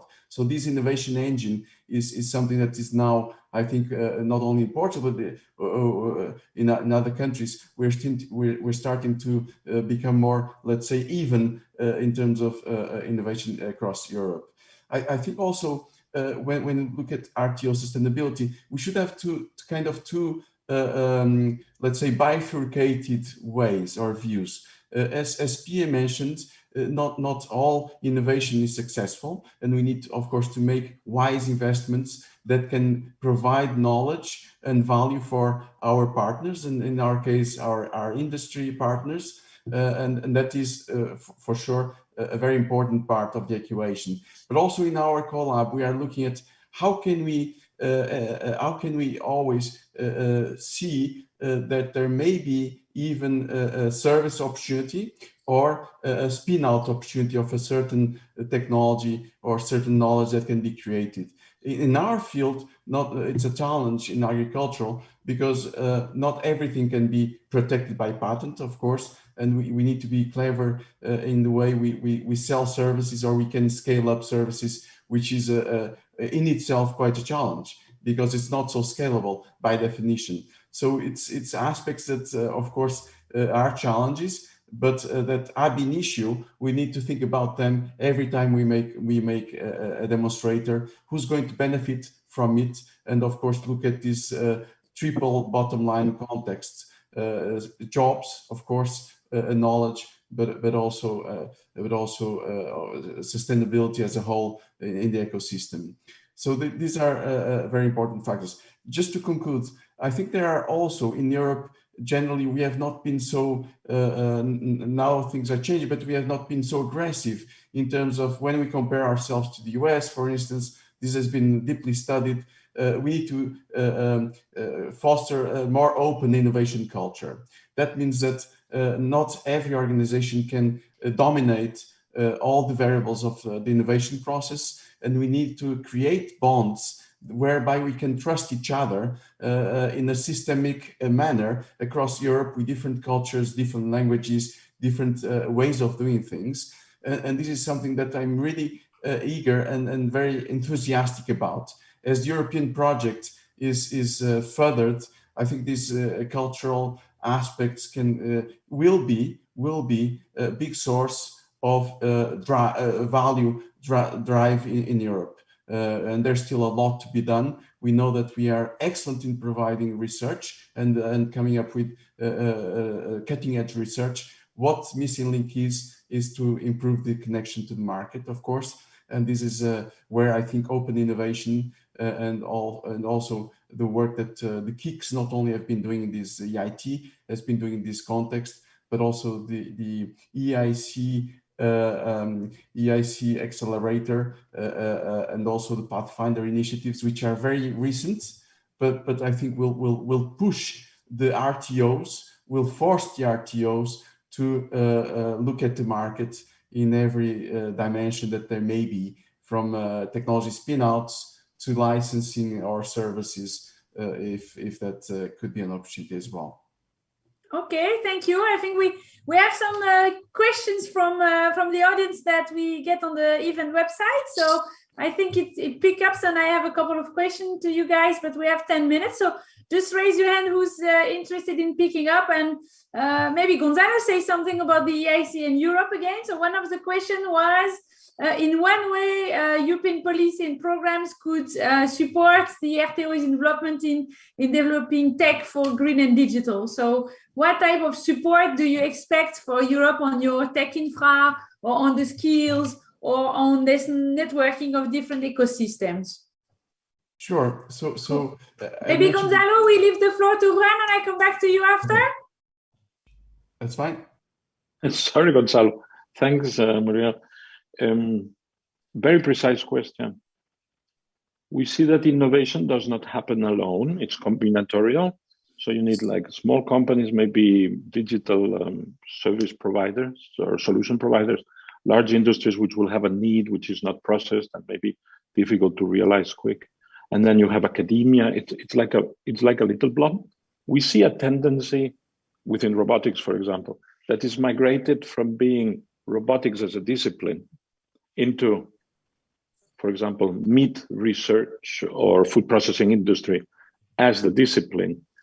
And then with an intimate knowledge of that, you need to go backwards. So like problem transferring issues. So for example, European digital innovation hubs, which are thematic, which are specific, within a given, say pharma, say life science, say a given industry, which could then get vision and other disciplines inside. We see a migration from digital disciplines being themselves, and then others being outside kind of, to people being in the domain and having embedded these digital capabilities. So to answer the question, I think that the European digital innovation hubs, which facilitate across countries, different disciplines which are there, and force established industries to absorb these capabilities, that's a very good instrument, European-wise. Thanks, Juan. Gonzalo, you wanted to add something on European program? Just really quickly, just to add on the European Innovation Council, that Europe, I think, finally was able to provide a very systemic view of this complexity of innovation processes. Of course, learning from peers, for instance, US, seeing what was working well that we can learn and adopt in Europe. That I think was a very positive outcome, and that now Horizon Europe is looking towards implementing. And within this context of EIC Innovation Council, we'll bring together EIT, European Institute of Technology, but also this accelerator and Pathfinder initiatives. On the Pathfinder approach, I think it can be very valuable for all the RTOs on how to try to transfer this knowledge into the market. And of course, for the existing companies that need to be scaled up, the European Commission is having a very aggressive approach with this accelerator program, whereby the IF and other funding institutions will provide multi-million rounds of funding to really be able to push Europe innovation to the next level. Thank you, Gonzalo. Yes, there is very different level of, you have many RTOs which have in-house ventures, which have many, their own startups. So we call them the spin-offs. And where we see that, also the transition tool, the one which is piloted between the accelerator and the Pathfinder, which is now only open to those who already had the accelerator. I think a lot of RTOs with their spin-offs will go directly to the transition once it's open. A lot of RTOs do that in-house, the accelerator, those who have the venture. And I think those who don't have the venture will probably use the accelerator then much more. So it will be interesting to see how the EIC part up. And what we have seen also, and maybe interesting, I don't know if you had experience on this, and could be a question to you guys, on the EIF and the investment platform that they are supporting for the scale up. Did any of you use the EIF so far? No. We should go more. So coming back to one other question we had, it was about, we had the second question before we finish, and I think it's an interesting one, was about how can we speed up the market valorization of RTO's developed technologies. So do you see things that could help you in getting your technology across to industry? So in question of speed, is that you are more tech infra, different type of technology infrastructure, like Pia was saying, to be faster on the piloted and the test beds? Or is it that we need to have different skills? Is it the exchange of skills between industry and RTOs? Where do you see the challenges laid then for green and digital technologies? Anybody who want to pick that up? Lars, Pia? Lars, go ahead. I wouldn't say that, I mean, there is a new kind of solution to this, but I think the integration of industries together with the RTOs are, I think, very important, right? Because that will guarantee the kind of fast speed up. I mean, if we work, I mean, that could be RTOs or university, if we work on a technology that we ourselves think is important without having the backing from industry, it will take very long time to make it to the market. But by working together, of course, and as Pia said before, if there would be an industry that kind of say, when this works, I would like to have it, so to say, right? I mean, like a condition, like Europe bought a vaccine before it was there. They kind of ordered it, they paid for it more or less before the vaccine, right? And I think this kind of new, I mean, it's a new way of procurement, if you like, more what I would say, innovation prescription. I mean, it like a doctor prescribes something. You prescribe an innovation. You say, I would like to have this, and then the actors will be there and say, if it exists, I would pay for it, right? And then you can develop. And I think these kind of new procurement models could be interesting to think about.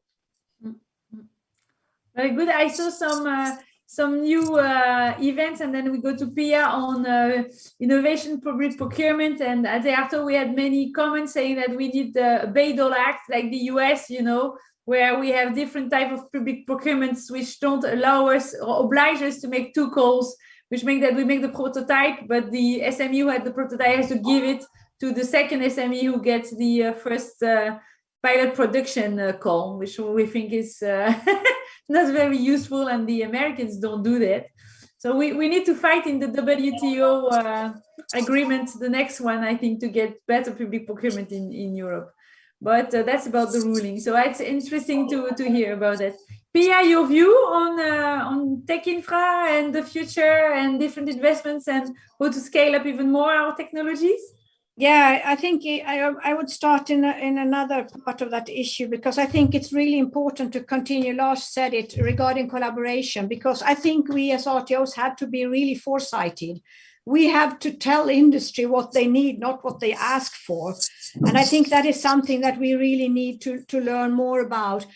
But having said that, I think it's really important to find these innovation arenas and collaboration arenas, trying to create ecosystems where we can really gather different actors in order to see what is really needed.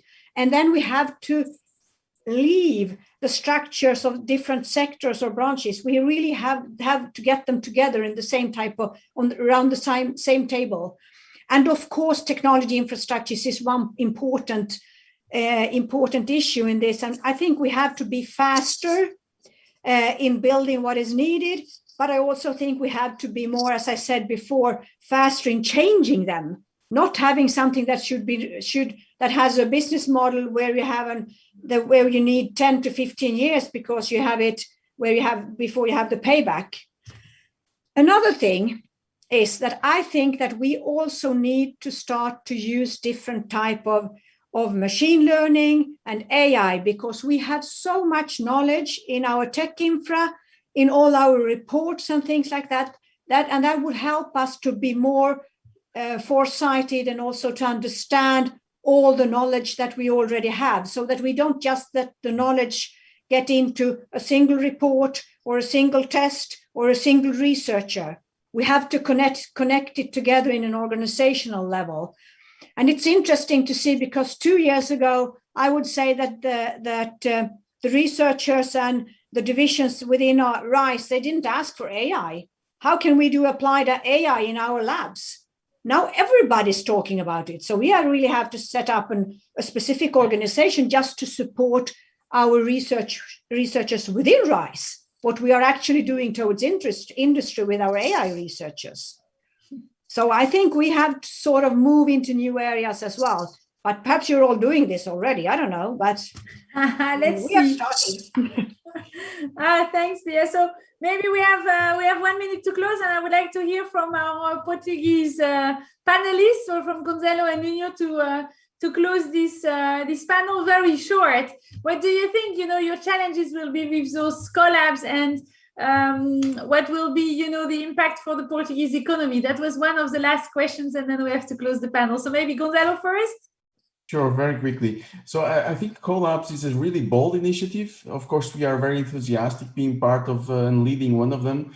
I think was a great solution to, in fact, create these high-tech jobs, PhDs, highly qualified jobs, and put them at the service of, let's say, industry. So a bottom-up approach to solve real concrete problems that can be scalable. That's the perspective. Also, as we are leading one of the European digital innovation hubs, this responds also to the question whereby we need to be on our feet very tightly, know what services we need to provide to whom at what cost. So there has to be a kind of sustainability balancing whereby we are at the service of the community.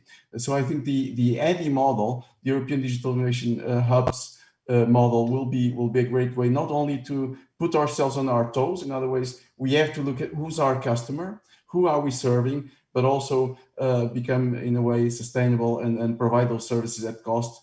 And one of them Nuno mentioned, which is test before invest. And this test before invest platforms can be a way then to further valorize and transfer the knowledge from these labs to the market. Thank you, Gonzalo. You know, the last word is to you. Thank you. Well, you are living today the need for sustainable development and the digital transformation are also changing our lives, and we need to prepare our society with technological capabilities and competencies to better face the future. So the main question here is how we can leverage the national capacity on technologies to a new level. I think that first, this task is not a task for a single stakeholder. Its complexity demands the involvement of all stakeholders, and we also need well-established collaboration mechanisms to avoid overlapping. Secondly, we need collaborative governance models between government, academia, and industry, and also social communities, grounded on democracy, transparency as a fundamental values. And I think this one is very important. Third, Europe must maintain the sovereignty of digital technologies and future enabling technologies like AI, HPC, because they are essential to build resilient and sustainable supply chains. However, for that to be possible, we need to invest more in RTOs. RTOs have the capacity to help the early adoption and discover of technologies, and can also contribute for development in large scale of national capacities on technology. So therefore, our RTOs can play a fundamental role in relaunching the national and the European economy. Thank you very much, Nuno. I have to thank you, all of you. I think we came to the conclusion a little bit what Manuel said just before us, and Antti, and as well Iñaki, and also Jose Manuel, who showed that we needed actors that were in the middle, organizing industry, universities, but also have technology infrastructure and skills which are quite particular to be able to be the middleman or woman, of those ecosystem. And I hear that, the Portuguese are taking quite a leap of faith to create new ones with the collabs. So I think we wish good continuation to Gonzalo and Nuno, but also Lars, who sits in between Spain and Portugal. And you have, I think, in the EARTO network, a network which is there also to support you with knowledge and experience. And you had, also Pia and Juan. And I think here take profit of that network, which is who is there for you as well. I'm looking back to the host, and I believe that this will close and we will go into coffee break. And we have a great panel together afterwards with Anne moderating from IMEC, with a lot of other RTOs and collabs. And I'm sure they will show practical example of what we discussed now. So that will be great to continue. Thanks to all of you for taking the time with us today. You're right, Thank you. Bye-bye. Muriel. Thank you so much for this very fruitful and interesting discussion, in particular to Muriel, that so well moderated this debate. Muriel was right, it's now time for a short break, so don't miss the second part of this conference. See you in a few minutes.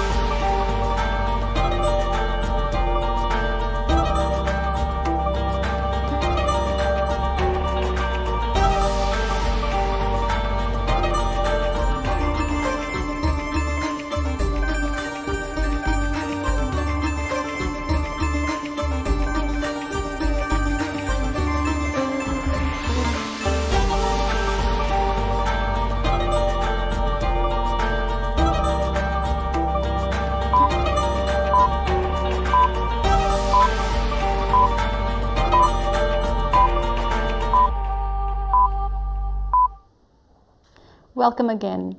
It's now time to give the word to the moderator of the next panel, Anne van der Borg, Director of Public R&D Policies and Programs at IMEC. Good morning, Anne.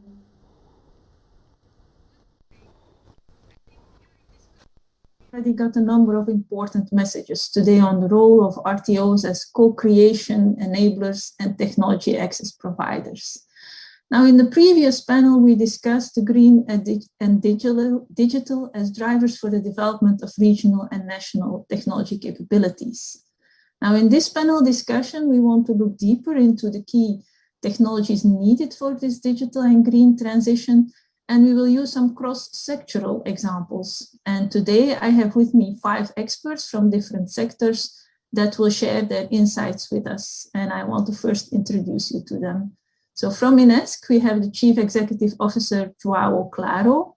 He's also Associated Professor of Industrial Engineering and Management at the University of Porto, where his main area of focus is technology management and policy. Good morning, João.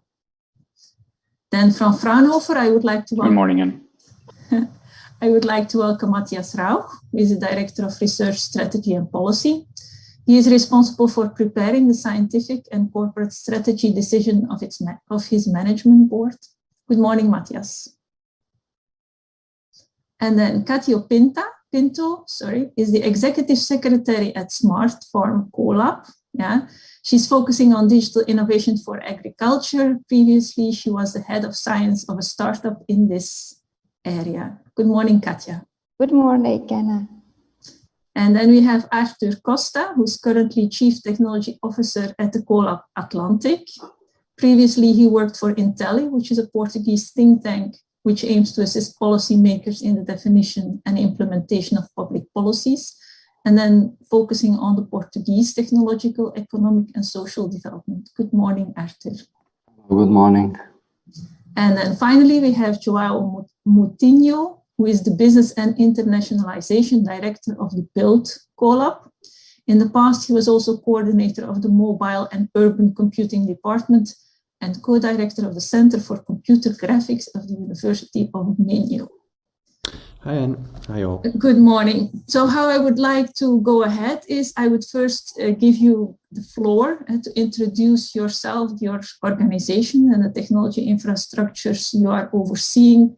And then from then on, we can go further with questions. So João, would you like to present INESC, please? Good morning to all participants and to the panel colleagues. So INESC Tech is a private non-profit association. We are based out of the north of Portugal. We are a dual science and innovation mission organization. And our associates are the 4 main higher education institutions in the north of Portugal and the national holding type organization, whose associates in turn are also higher education institutions and industry.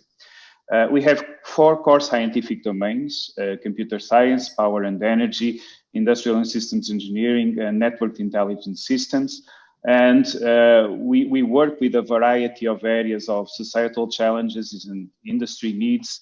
The 5 major ones are industry, energy, sea health, and agro-food. Our core research team has about 330 senior members. Half of those are faculty members. 3/4 have PhDs. And this team works with a team of trainees and grant holders of about the same size. In terms of our activity, about 20% are services, 30% is European public funding, and the remaining is mostly national public funding. As a highlight, maybe say that in the past few years, INESC Tech has been consistently ranked in the top 5 Portuguese organization in terms of European funding and in terms of European patent applications. We oversee about a dozen technology infrastructures. Some of those are shared with other institutions. So I will highlight just a few, maybe in each of our core scientific domains. One of those is our smart grid and electrical vehicle laboratory, where we focus on developing solutions for the active and intelligent management of the electric grid in the current scenarios that are scenarios of increasing integration of microgeneration and other distributed energy resources such as electric vehicles. Our industry and innovation laboratory, where we showcase, we experiment, and we train on advanced production technologies, including robotics, automation, and Internet of Things. The computer graphics and virtual environment lab, where we have a strong emphasis on immersive environments, working with digital mediation in virtual environments, user-centric authoring tools, human augmentation, human perception. And finally, I would highlight our Tech4C infrastructure, which is an ensemble of facilities, test beds, laboratories, equipments, a deep sea access vessel that we launched just last week. And so together, this infrastructure supports research, development, and testing of marine robotics, telecommunications, and sensing technologies, aiming mostly at oceanic operations. So very briefly and overall, that's it. That is a very broad portfolio on infrastructures. I think we can come back to that later. Yeah, and I want to give the floor to Matthias. Can you represent Fraunhofer, please? Yes, of course. Again, good morning, everyone. Thanks for having me on the panel. Not quite sure whether there's anyone who does not know Fraunhofer.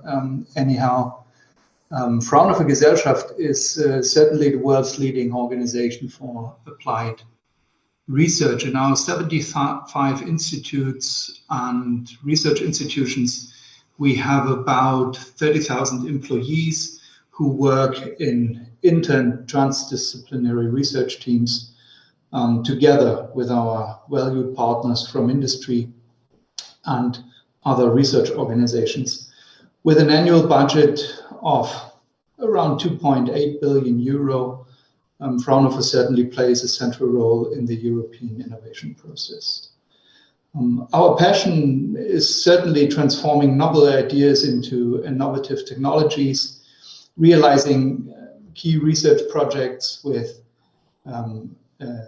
relevance on a systemic level, and also creating, of course, additional value to strengthen the German and European economy based on our strong human and corporate values.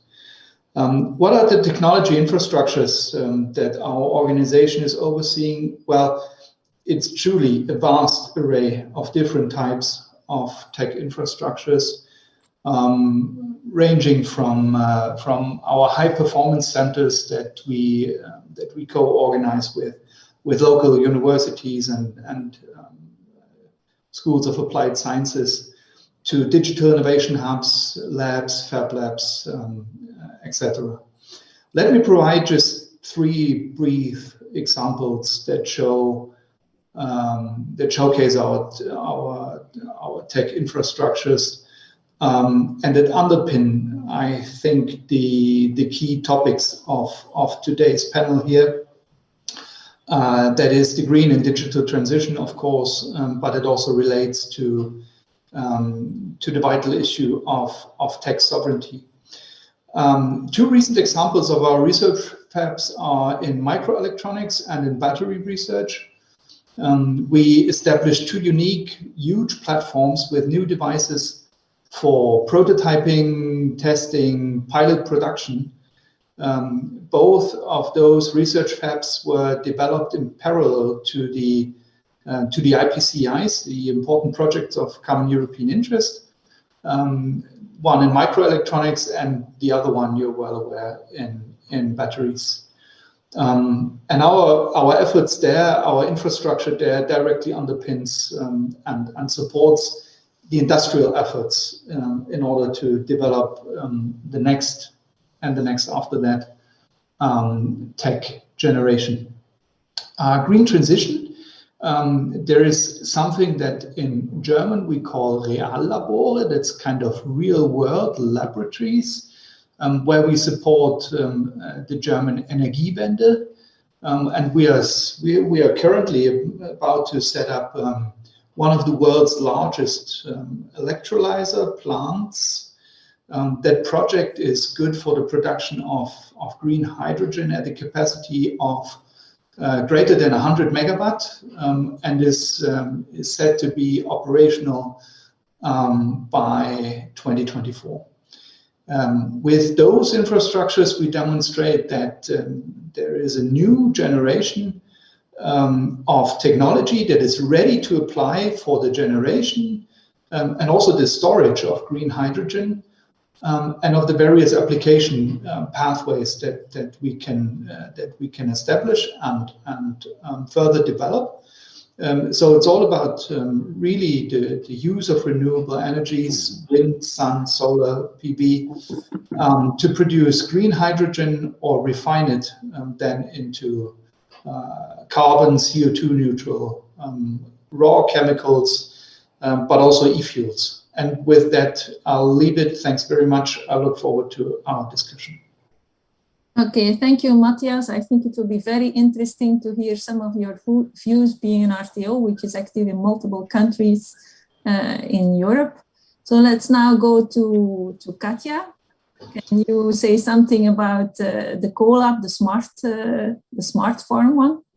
Yeah, for sure. So first of all, let me say good morning to all the panel and also for the participants, and also many thanks for the invitation.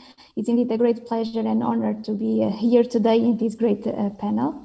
So SF CoLab is a collaborative laboratory and is a non-profit association with the mission, in this case, to boost digital innovation in agriculture, in particular across the primary sector and for three main agro sectors, namely the viticulture, the horticulture, and also the fruticulture.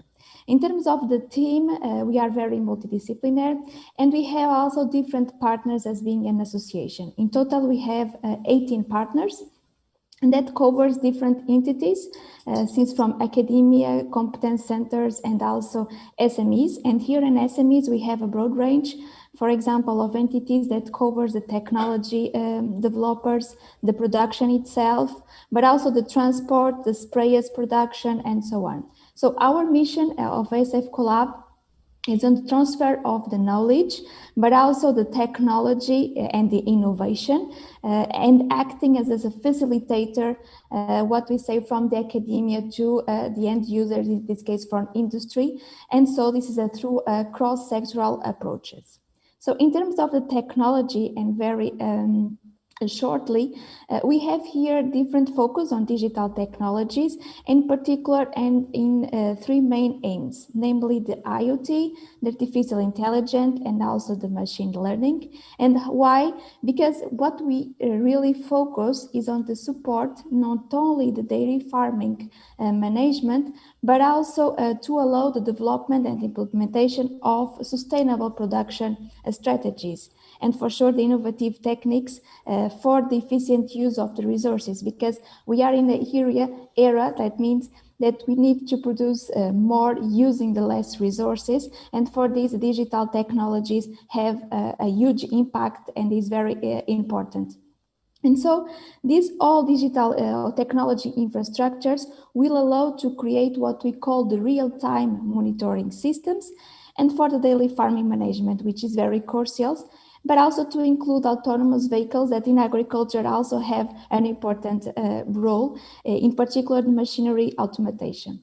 So basically, what SF CoLab focus is on this digital transition for the agriculture, but importantly, to develop and implement low-cost solutions, let's say, on low-cost technologies, in order to have this higher impact in the way that can be also more accessible in the end for the end users. And so this is our role here in the green transition and the digital technology. So very shortly, this is what SF CoLab does. Okay, thank you very much, Katja. And then I would like to continue with Arthur and the CoLab Atlantic. Hello, good morning to all, and thank you very much for inviting CoLab Atlantic. CoLab Atlantic, it's quite a recent organization. We were created in 2019. So we are a collaborative laboratory focused on the Atlantic, aiming at generating knowledge on the interaction between ocean, atmosphere, climate, and space. We are roughly 50 people, so we were able to recruit 50 people during this pandemic and to set up the organization under these very critical circumstances. As a matter of fact, we never had the chance to be the 50, all of us all together at the same time. We do not manage infrastructure, so we rely on our own skills and capabilities. I think this will happen in the future, probably, but not for the moment, not yet. We have different profiles among us, namely oceanographers, marine biologists, and engineers, developing different kind of activities and having different types of competencies, like modeling and simulation of oceanic processes, applying artificial intelligence to fisheries, for instance, developing knowledge on the dynamics of coastal ecosystems and environments. We also have capabilities on submarine robotics to apply to different applications, different industries, and also on renewable energies, offshore renewable energies. So we have been mainly developing techno-economic models related to the production of hydrogen from offshore wind. We are a non-for-profit organization also. We have 13 associates among industry, academia. I think it's similar to other collabs. Among our associates, we have industries focused on renewable, offshore renewables, but also companies from space industry, since let's say the target of our activity is of course the blue economy, but not only the exploitation of the ocean, it's also to generate knowledge about the ocean in order to preserve the ocean. And for that purpose, ocean observation, it's really critical. So in general, I must say that we address the marine resources and how to exploit them in a sustainable manner. As I mentioned before, Earth observation and monitoring, it's also in one of our key activities, and future ocean technologies in different sectors. For us, data science and digital transformation, it's really critical. So in general, this is the Collab Atlantic. Thank you. I think it has been quite a challenge for you to set up your Collab in such a crisis situation. So definitely, we started with the core team of 3 people. Now we are 50, and we never had the chance to get together. So it has been Zoom and Teams all the time. Yeah. So then, João, can you give us a short intro into the Build Collab, please? Yeah, for sure. Thank you so much. First of all, I would like to greet all my colleagues from the panel. It is a pleasure, and to greet Anna too. And also to thank Annie for the great opportunity and EARTO of being here and introducing Build Collab, and also to discuss this very important topic here. So Build Collab is no different in concept on all the other collabs that were funded in Portugal. So Build Collab is mostly is one of the latest collabs that were created, and we are also sharing the same growth pains that Arthur was just mentioning. So we are also a pandemic collab. So we had the same challenge of creating something from scratch in a pandemic context. So it's been hard, but it's been a very interesting experience. Nowadays, we are now on full steam. So we are a research and innovation knowledge transfer center that is focused basically in increasing the productivity and the competitiveness of the built environment sector. So the Aec sector, the architecture, engineering, and construction sector.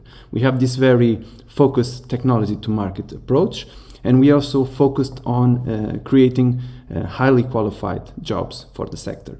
As you know, construction has always been seen as a very conservative sector. People used to say in the old days that if you don't study enough, then you'll go to construction. And so we are trying to change that so that you go to construction by studying it and by really using construction to change the future. Because in the built environment, we are facing one very difficult challenge here, because we are responsible for almost 20% of all the emissions, either on buildings, on using buildings, either on constructing them. And so 40% it's a large slice of the problem. And so for that, we need to change a lot of things. We need to change minds, we need to change the way that we see things, and we need to create buildings and structures so that they can be more adaptable, intelligent, resilient, sustainable, of course. And for all that, we need to change completely the way that we see things. We need to promote digitalizations. We need to use BIM methodologies, which are based on models that support the digital transition, that support also the appearance of digital twins of the built environment in cities, in buildings, and in the way that we can also promote industrialization, because we are accustomed to see buildings being constructed on site and not constructed on shop floors, where things can be more effective, more efficient, and promoting modularization, for instance, which is also important. So we need to change all that. And for that, we need to have, of course, we are considered a vertical, so construction is a vertical, considering society. But we are now considering an horizontal approach throughout the whole value chain of construction, because there's no use of having great projects using BIM and using technology if at the end of the day we have construction companies doing it the old way and still using the technology of a century ago. And then for that, we are counting on our associates. We have 20 associates, 10 companies that goes on throughout the whole supply chain. And we also have, in three of the more largest construction companies in Portugal, we also have universities and knowledge centers, 8 of them. And most important, we have 2 clusters that work together with us, the construction cluster, the Aec cluster, and the railway cluster, so that we can have this collaborative approach, hence the name, in trying to change the future of construction and that. Considering tech infrastructures, we are now working on them. We are building our IoT built lab. We're working also in an augmented reality lab in Lisbon. We're also working on another digital transition labs so that we can help companies to go to the next step in digitalizing them. So thank you so much. I think that for the introduction, I will suffice. Okay. Thank you, everybody, for giving a short introduction. I think it's already fairly clear to see that we have different viewpoints here around the table, which could make the discussions only so much interesting. Yeah. So let's start with the, I think, perhaps the easiest question. What are, according to you guys, the key technologies for green and digital transition? And I will leave it up to you who starts. Perhaps Arthur can start. Yeah. Well, there are, let's say, three main key technological areas pretty much related to digital transition: artificial intelligence, high-performance computer, and cyber security. And concerning the ocean, and I will, let's say, relate my conversation mainly with the ocean. Definitely acquiring data and the processing and deliver knowledge based on it. It's definitely critical. We do not know much about the ocean, surprisingly. There is still a lot to discover. So data acquisition, it's really critical. So I would say that data science and big data are relevant for all sectors, but particularly critical for ocean activities. Artificial intelligence is particularly important for aquaculture applications, for fish breeding, and also to the prediction, for instance, of algae blooms that can dramatically affect the economy of different activities, including aquaculture. So this is another key technology. Another one that is obvious for those that develop maritime activities is modeling and simulation of oceanic processes, particularly important in let's say the study and of coastal zones. Then, as I mentioned before, submarine robotics, but also marine communications, since communications are critical and particularly difficult at sea. But finally, I would like to add to this different applications of virtual and augmented reality and cloud computing or additive manufacture.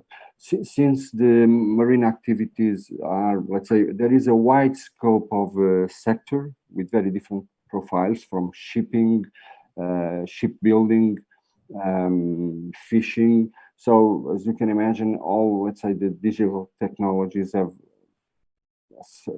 definitely application in marine activities. So I see a lot of still big opportunity to explore within the maritime world. Is that also true for the agricultural world, Katja? Yeah, I think that this is very similar approach. But let's say, for example, in agriculture, what we have that these digital technologies will have the potential to revolutionize the way that you produce the food. And how? For example, because they can perform or they can support workers to do a more efficiently and precise and more sustainable use of, for example, of the water, the soil, and even the AG inputs. And when we call, for example, the AG inputs, it's to use exactly the quantity needed of this kind of products, for example, and not be as a thinking, so putting exactly the quantity needed. And so this is important. And so to perform all these, let's say, produce more using less, what we need is to settle on not only digital technologies and solutions in the field, but bringing them into also for the analysis. Let's say, for example, in the field, we can have the sensing technologies, the drones, the robotics, but bringing them all the results that we get into the field for the data driving, let's say, and transform these into actions. This is the really needed to integrate, let's say, these key technologies.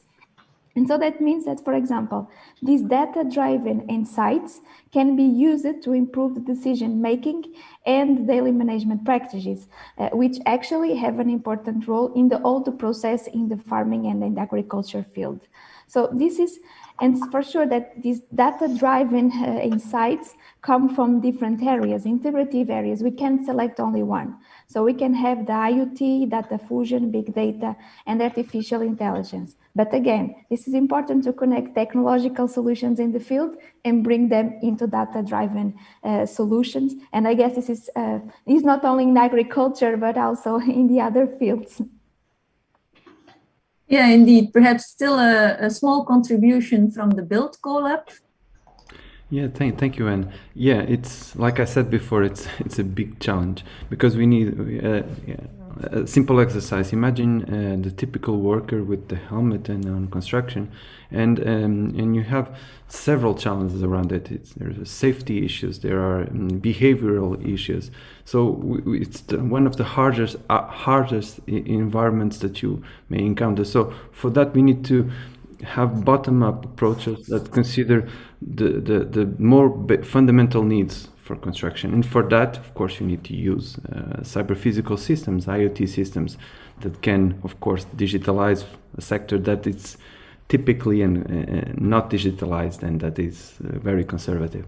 That is the key issue here. So communication needs to support that, because not all construction sites are in cities, and so we have several challenges here. We can use the 5G possibilities, we can use low power networks, we have several possibilities here.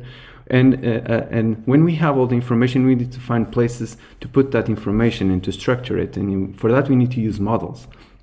We need to use standards, and we need to deal with interoperability. And when you have all that structured, then you will need to have analysis on that. And that's where the fun stuff begins. That's when you start really making sense and creating more efficiency. And then you can think about everything, because you cannot really evaluate something that you cannot measure, right? So we're starting on the fundamentals, and then we are growing to the fancy stuff. And we know that construction is challenging, and industry is now showing everybody the advantages of digitalizing. We've seen that in Industry 4.0. 10 years ago, when we started leveraging really Industry 4.0, we started very conservatively, because shop floors are conservative and people are difficult to convert. And now we are seeing that everywhere, and industries are getting more competitive, more clean, more green. And we are expecting to have the same type of growth in construction. And when we will have that growth, then we can really start changing the processes around. Because if you want to build a house, something as simple as building a house, you need to go to a municipality now, and you need to submit a project. And that project may be a very good project using BIM and other methodologies, but it can also be a simple project. And in that municipality, it can take 1 year or 2 years to be evaluated so that you can have a license to build. And that also needs to be changed. So public administration is also very much involved in that. And that is why the European Digital Innovation Hubs are also a great opportunity for leveraging construction in pretty much all sectoral activities, but in construction too.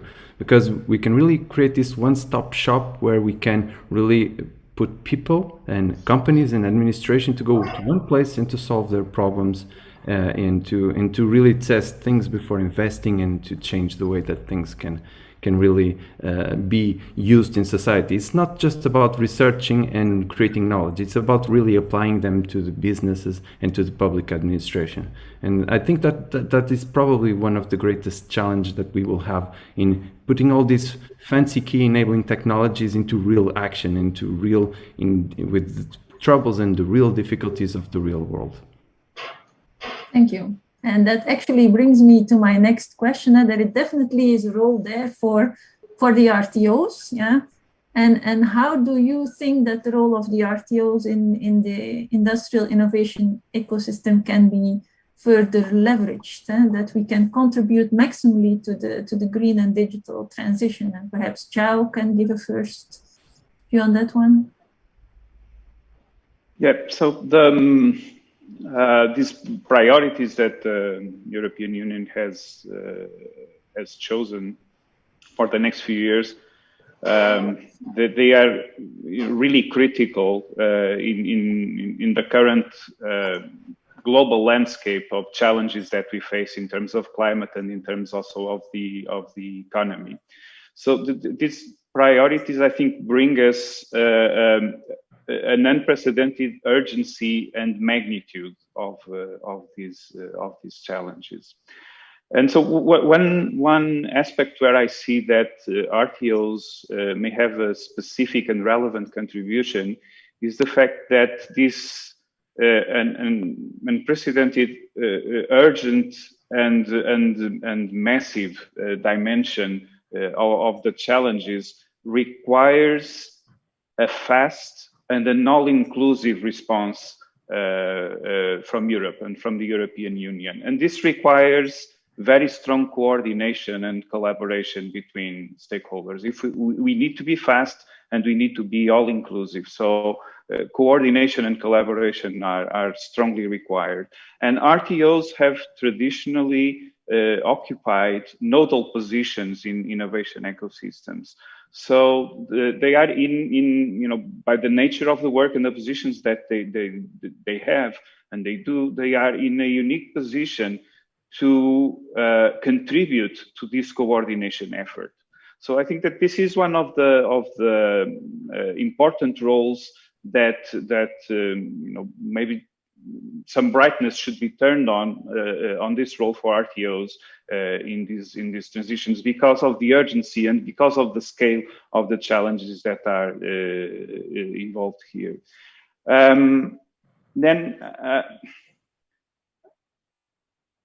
So this has been the case also elsewhere. So Daniel Armanius is a colleague from Carnegie Mellon University who has been studying the rise of China in science and technology.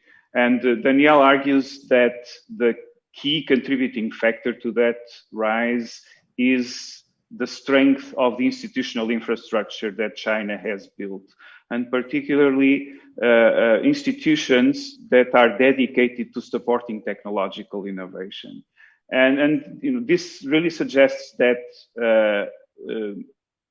the strength of the institutional infrastructure in Europe will also be key for success in these two challenges, in these two priorities. And there definitely the RTOs with their specific relevant roles as intermediaries, as experimenters, as something that Daniel calls the scaffolds, as their role in making public science more relevant to markets and allowing innovators and entrepreneurs to better recognize opportunities. These are traditional specific roles of the RTOs that are very important in the scope of this institutional layer that will be tremendously important for the success of Europe in addressing these two challenges.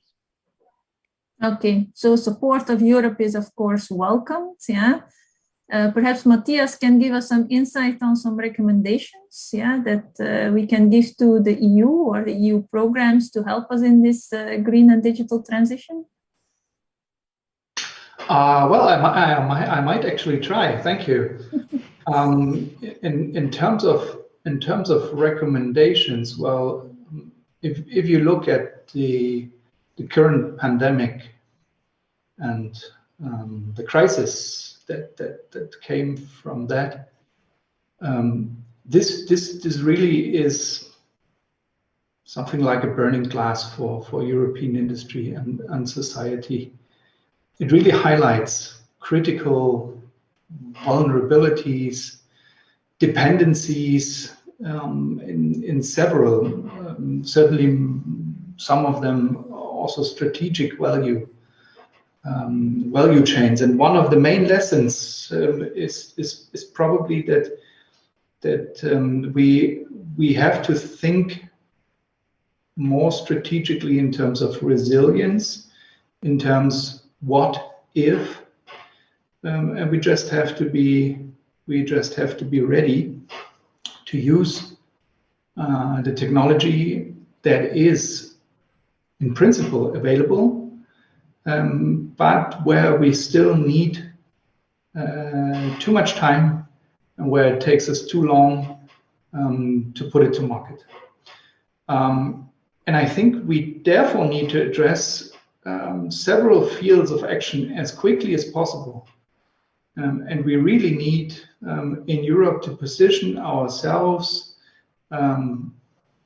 again along the entire value chains, just to avoid, let's say, involuntary dependencies. And from that perspective, many funding agencies, but I also include us as RTOs and scientific organizations in general, reacted very dynamically to the COVID pandemic, and with a lot of emergency programs, fast track projects, and that fast track includes also the European Commission and their actions. However, and although the Commission has been trying for years really to reduce the so-called time to grant as much as possible, my point is still we are too slow. It's not time to grant, it's really time to market, it's time to action. And this is still way too long.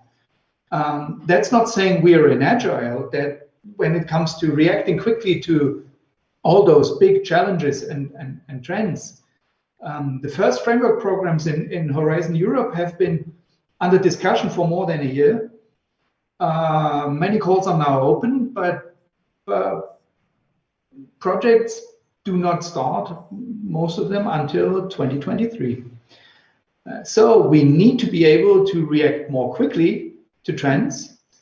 Cutting-edge technologies need to enter the market more quickly, and we all can contribute to that. And I think we as RTOs are in a unique position to help speeding up those processes. The pandemic actually showed that things can be done differently. And I think that's something we got to learn from that. So our time to action, our time to market can still be reduced. Thanks. Okay, very, very valuable information. Now, we see that within Portugal, you have this CoLab initiative, which is a very nice initiative. Coming from a CoLab, what would you like to see Europe doing to strengthen your position further and to make your CoLab successful? Anyone? Or you don't want anything from the European Commission? Katja. Okay, I can start. So, yeah, this is an important question and aspect, because when we to strengthen something, we need also to prioritize. This word is difficult to say. Let's say prioritize. Let's say in this case, for example, what we call the research and development and also innovation.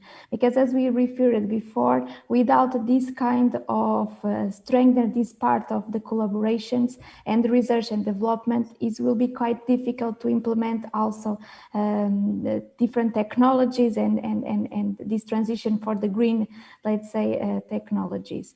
For sure, for example, and Matthias also referred before, that this kind of EU funding programs are essential. And to have access to these EU and different programs is particularly important, but it's also important to keep and to implement different players and actors. Not only, for example, and this is for the successful, let's say, project and implementation, because different players and different actors have different messages and different also needs. And so we need to put them all together to construct, let's say, a successful project. For one side, for example, the academia that have all the knowledge, but also the SMEs that have their needs, and we need to answer for them. For now, for example, we have the Horizon Europe, but there's another important program that is the Digital Europe program, in particular for the digital innovation hubs. And this is very important in the way that they can promote or being a way to promote this collaborative, let's say, research transfer. In particular, for example, the knowledge centers and also the industry, let's say the dead valley, like this. And so by means that these kind of active entities in these kind of hubs can act as facilitators of this network, being a one-stop shop, but also to create and to boost new environmentals and or ecosystem of the networks, to play, for example, important roles. And this is essential because without applying, for example, education and training programs, but also communication and dissemination activities, will be also difficult to improve or to adapt different technologies. So this is also something that needs to be reinforced, but also the accession or the promotion and the close interaction with the policymakers. And this is also very important when we call about the green and the technology transition, let's say. So Also, to create these kind of hubs are essential because they can have the role to test before invest any different solution. And this is important to put them in the way that after they can be used more quickly, because this test before invest can be also used as a demonstrator situation. Apart from that, in my view, there are important aspects that are essential to leverage these technologies and innovations to reach interest and also to scale up them by the industry, for sure. But I think, and as Matthias also referred before, we need to react quickly, but also we need to create organization models that should be also follow this evolution in a way that can be easy or simple to be implemented after, and not to have this time that, for example, when we are implementing, the time already passed. So we need to combine technology, education and training programs, dissemination, act also or react quickly, but take careful with these organization models that sometimes are full of different bureaucratic things and time consuming. And so I think that the balance, as we normally use for the microbial communities, let's say, and for analogy, this balance that happens in the nature should be also bring into the balance that we need in the organizations. This is only my vision that I shared, and I would love to share with you. Okay, before we move on to the question of the audience, I still want to push one little question here. Like, I think what we probably would need, and what all of you need, is people with the right skills. Yeah. Any ideas how we get to these millions of people that need these skills? Perhaps Joao from Ines can give a first impression on that one. Well, the way that we have approached that issue is working very closely together with the higher education institutions. So that's one of the, I would say, maybe the most important success ingredient for what we do at EARTO is since our beginning, this very close integration with the universities. So at different levels, working with the universities on human resources, capacitation, skills, lifelong learning, and so that's one thing where universities are becoming increasingly active on.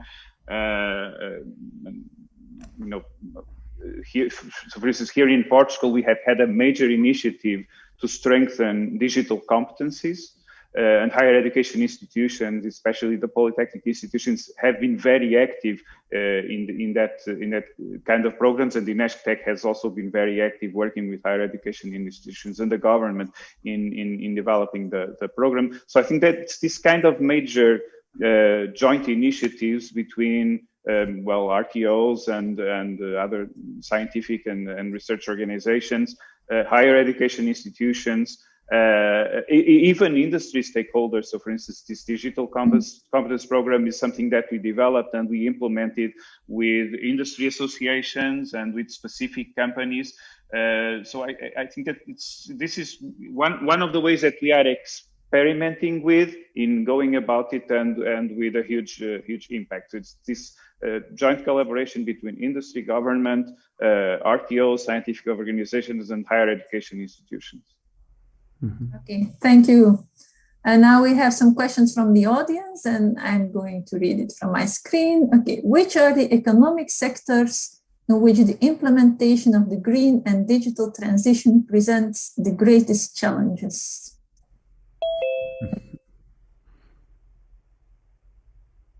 Matthias, any idea?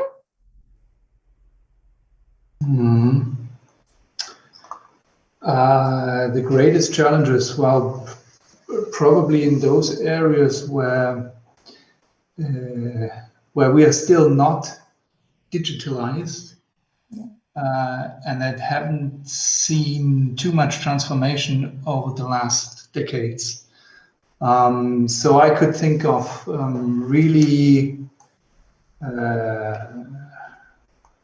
really heavy industry.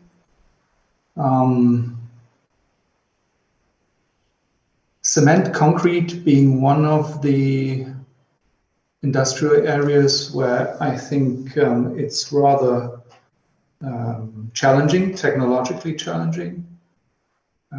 Steel using green hydrogen might be one of the easier technological tasks, but still highly cost intensive.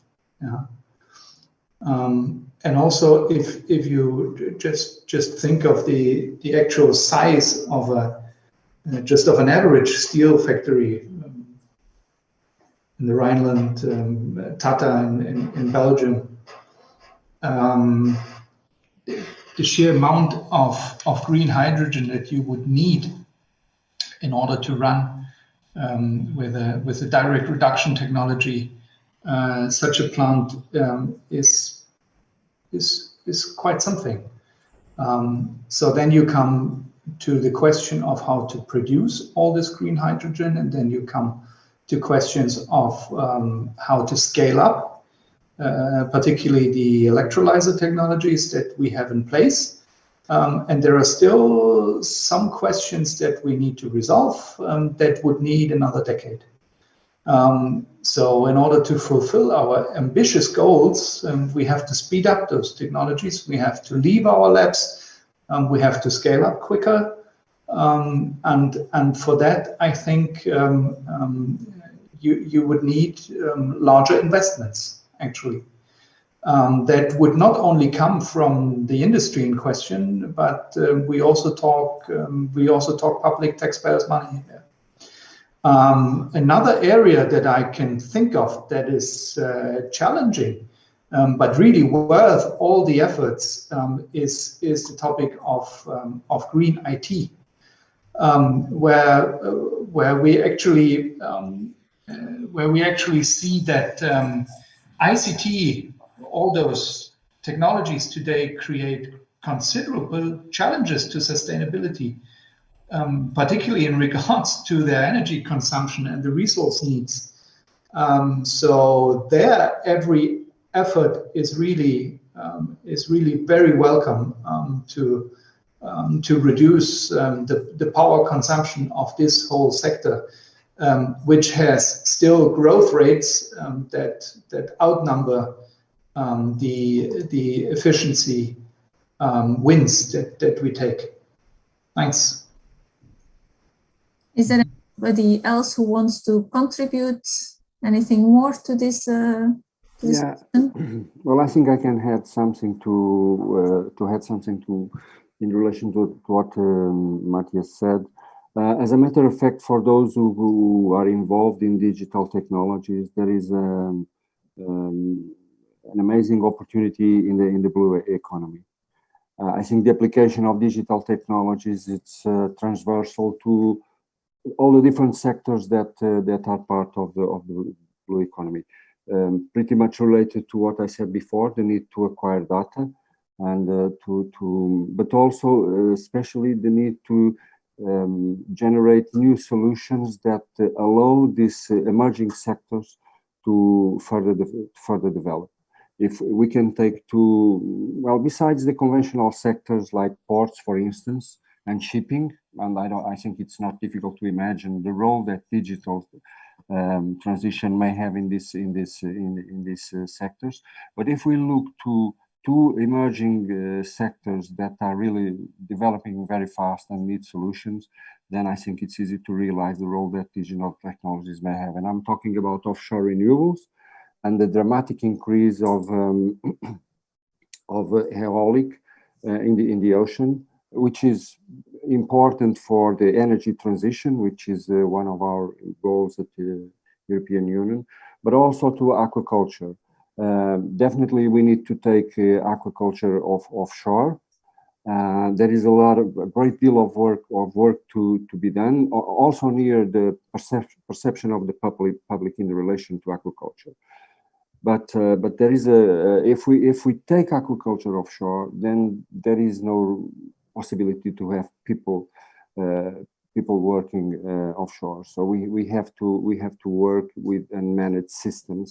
We have to have a great deal of automation, and definitely there are not yet, let's say, solutions for offshore aquaculture at an industrial level.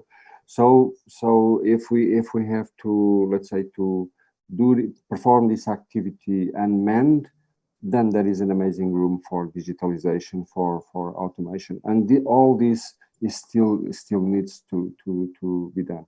So definitely the blue economy, it's a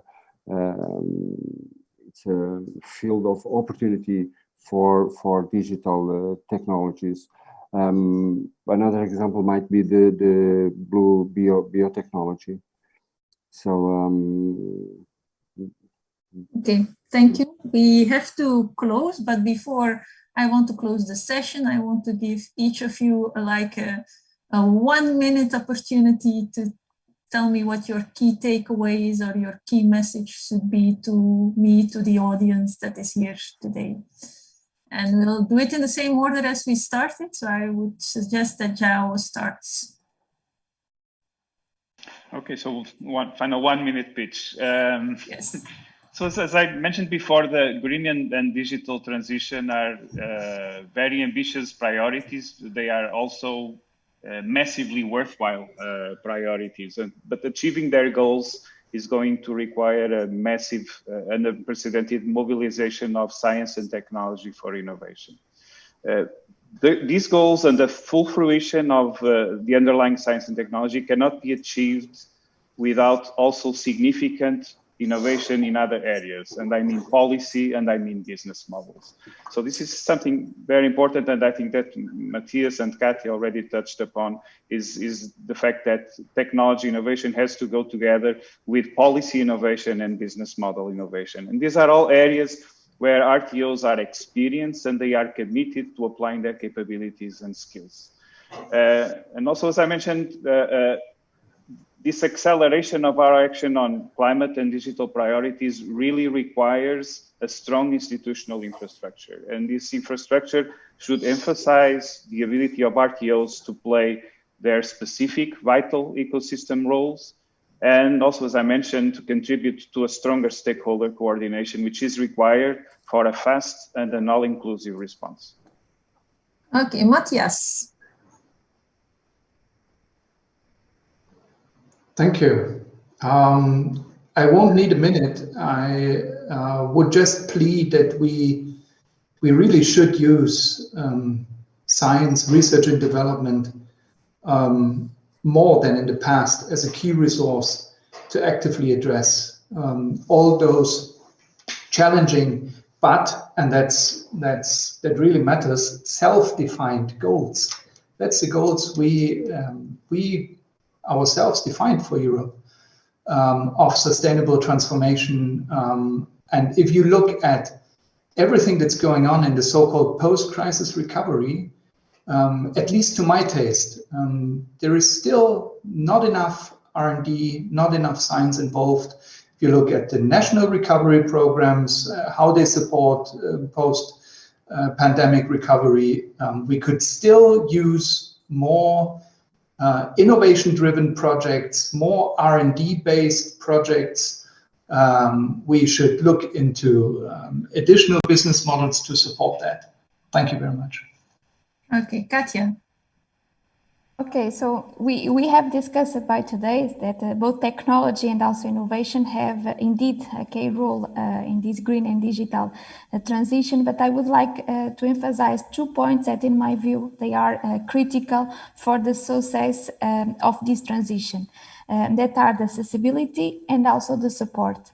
That means, for example, that we need that these technologies must be accessible to everyone, because otherwise will be a disequilibrium, let's say, in the way that we are using them. And for example, to combat sometimes this kind of disequilibrium, it's important to think, as we think, for example, for the travels and airplanes, the low-cost things, maybe we can also have these kind of low-cost solutions in technology that must be, for example, in the case of the agriculture, we have different farmers that are small farmers, smallholder farmers, and we need to look at them because they are very and big, let's say, huge in the society. And so we also look at them. So this is my first point.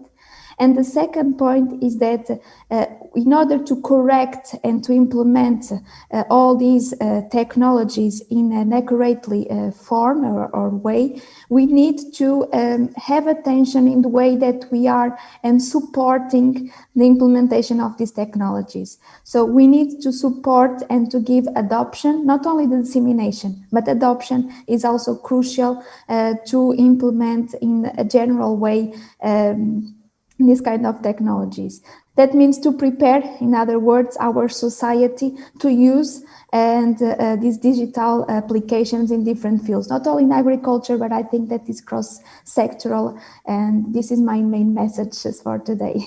Thank you. Okay, since my minutes are getting longer, next one. 1 minute. Arthur, I don't know if well, I can start, yes, of course.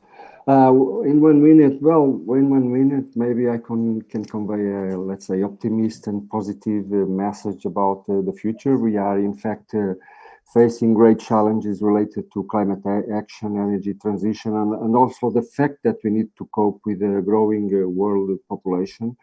But I believe that the role of the new technologies and can really help us to cope with these challenges. I would like to recall previous messages from João and Matthias. We need to cooperate definitely more, and we need to decide faster, because if we are going to use very sophisticated technologies, then we cannot, let's say, compromise the final result by the slow decision of humans. So we really need to decide fast. But in fact, even if the challenges are big, the opportunities are amazing. And I mentioned some of them before. In the blue economy, there are really a great deal of opportunities. Many of them were mentioned here before. So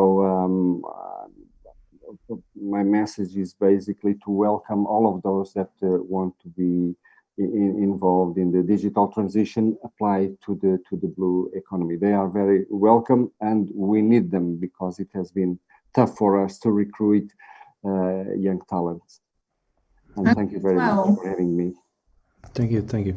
Well, the advantages of being the last is that pretty much almost everything has been said. But I would like to emphasize I think that the crucial message that I would like to leave is that we need to change mentalities, because we cannot change if we are not aware of our need to change. It's not something that we do that may be imposed. So for that, I think that the first key objective that we should aim is that we need to make sure that companies and the public administration need to know that they need to change. It's not just about hearing on the news or reading about it. It's really feeling that they need to change mentalities. They need to be more efficient, of course, to earn more money, to be more competitive, but they need to start thinking that all of that will be put in question if they are not sustainable environmentally. And for that, I think that we need to show them. I think it was Pia that mentioned in the earlier session that it's not what they want, but what they need. Of course, that's very important, but that's very difficult to say, because at the end of the day, they are the ones who are passing the checks, right? And so if we cannot convince them really to change, giving them the real argument and adapting them to the reality and using their level of language, because we are all scientists and we are all people that are pretty much academic and also highly qualified. But most of these sectors that really are contributing to the worst environmental issues, they are not as well spoken, and they cannot use the same. And we cannot use the same language. So we need to adapt ourselves and to start changing mentalities, and then things will grow naturally. In my opinion, I think that's the main objective that we should aim right now. Okay. Then I think we can conclude by saying actually that the key technologies that are related to the green and digital transition definitely impact a large number of sectors, like we have discussed today. that RTOs can help, not only by providing access to the technology infrastructures, but also to help in building skills, in building business models, policy, but also the ecosystem needed to successfully move forward, and preferably on a fast pace, if I understood correctly. And then I think with this message, I would like to give the floor back to the host, and thank you all again for providing us with these nice insights today. Thank you very much. Thank you. Thank you so much. Bye. Thank you very much for this interesting discussion. It's now time to call António Bob Santos from the Portuguese Innovation Agency and Antiva Sara, President of EARTO, to say the final words in our event. Good morning, António. Hi. Hello, Anna. Hello to everyone. Thank you very much. I want to start to congratulate the organization of this event, a joint initiative of ANI, the National Innovation Agency, with EARTO, under the Portuguese presidency of the Council of the European Union, as well as to salute the more than 500 online participants. The purpose of this event today was to bring to the public debate the role of green and digital transition in the context of the recovery plans that are now in the process of approval by each member state. Portugal, as you know, was the first country in the EU to deliver his recovery plan. Europe has very ambitious programs and targets regarding energy and climate transition, which implies the development of new technologies, regulations, incentives, and, above all, a strong commitment with innovation and R&D. On the other hand, the digital transition is also a strong European priority for a more competitive, sustainable, and inclusive economy and society, being also one of the priorities of the current Portuguese presidency. During this morning, it was discussed the role of technology and innovation in the development of regional, national, and European capabilities. More concrete, it was discussed the importance of institutional innovation, namely the role of the research and technology organizations, RTOs, as synergy generators under the recovery instruments, but also as entities able to lead the green and digital transition technologies. RTOs are fundamental to link science with industry, promoting collaborative and open innovation, helping European companies to be more competitive in the global markets. In Portugal, RTOs are in a phase of consolidation and reinforcement of their skills and technological capacitation, with a very strong link with industry, including with startups. And we saw during this morning that RTOs in Portugal are strongly committed with the green and digital European priorities. The established RTOs, such as technological centers, have a strong tradition in innovative technologies at sectorial level, but also the more recent RTOs in Portugal, such as the collaborative laboratories, collabs, can have an important role in the development of regional and national technological capabilities. I want to close by saying that Europe has all the conditions to be a leader in digital and green transition technologies, and you can count with Portugal and with the National Innovation Agency in that journey. So thank you very much, and I hope you enjoyed the session this morning. Thank you. Thank you very much, António. Now we can move to the final statement from Mr. Antiva Sara from EARTO. Hello again. Hello, and thank you. I have to also echo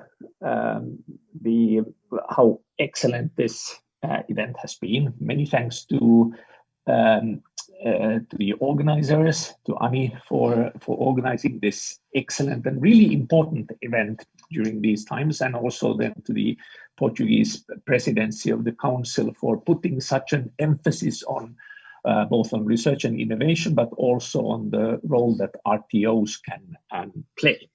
I also like to thank the many colleagues from Rtos and from the collabs that have taken the floor today.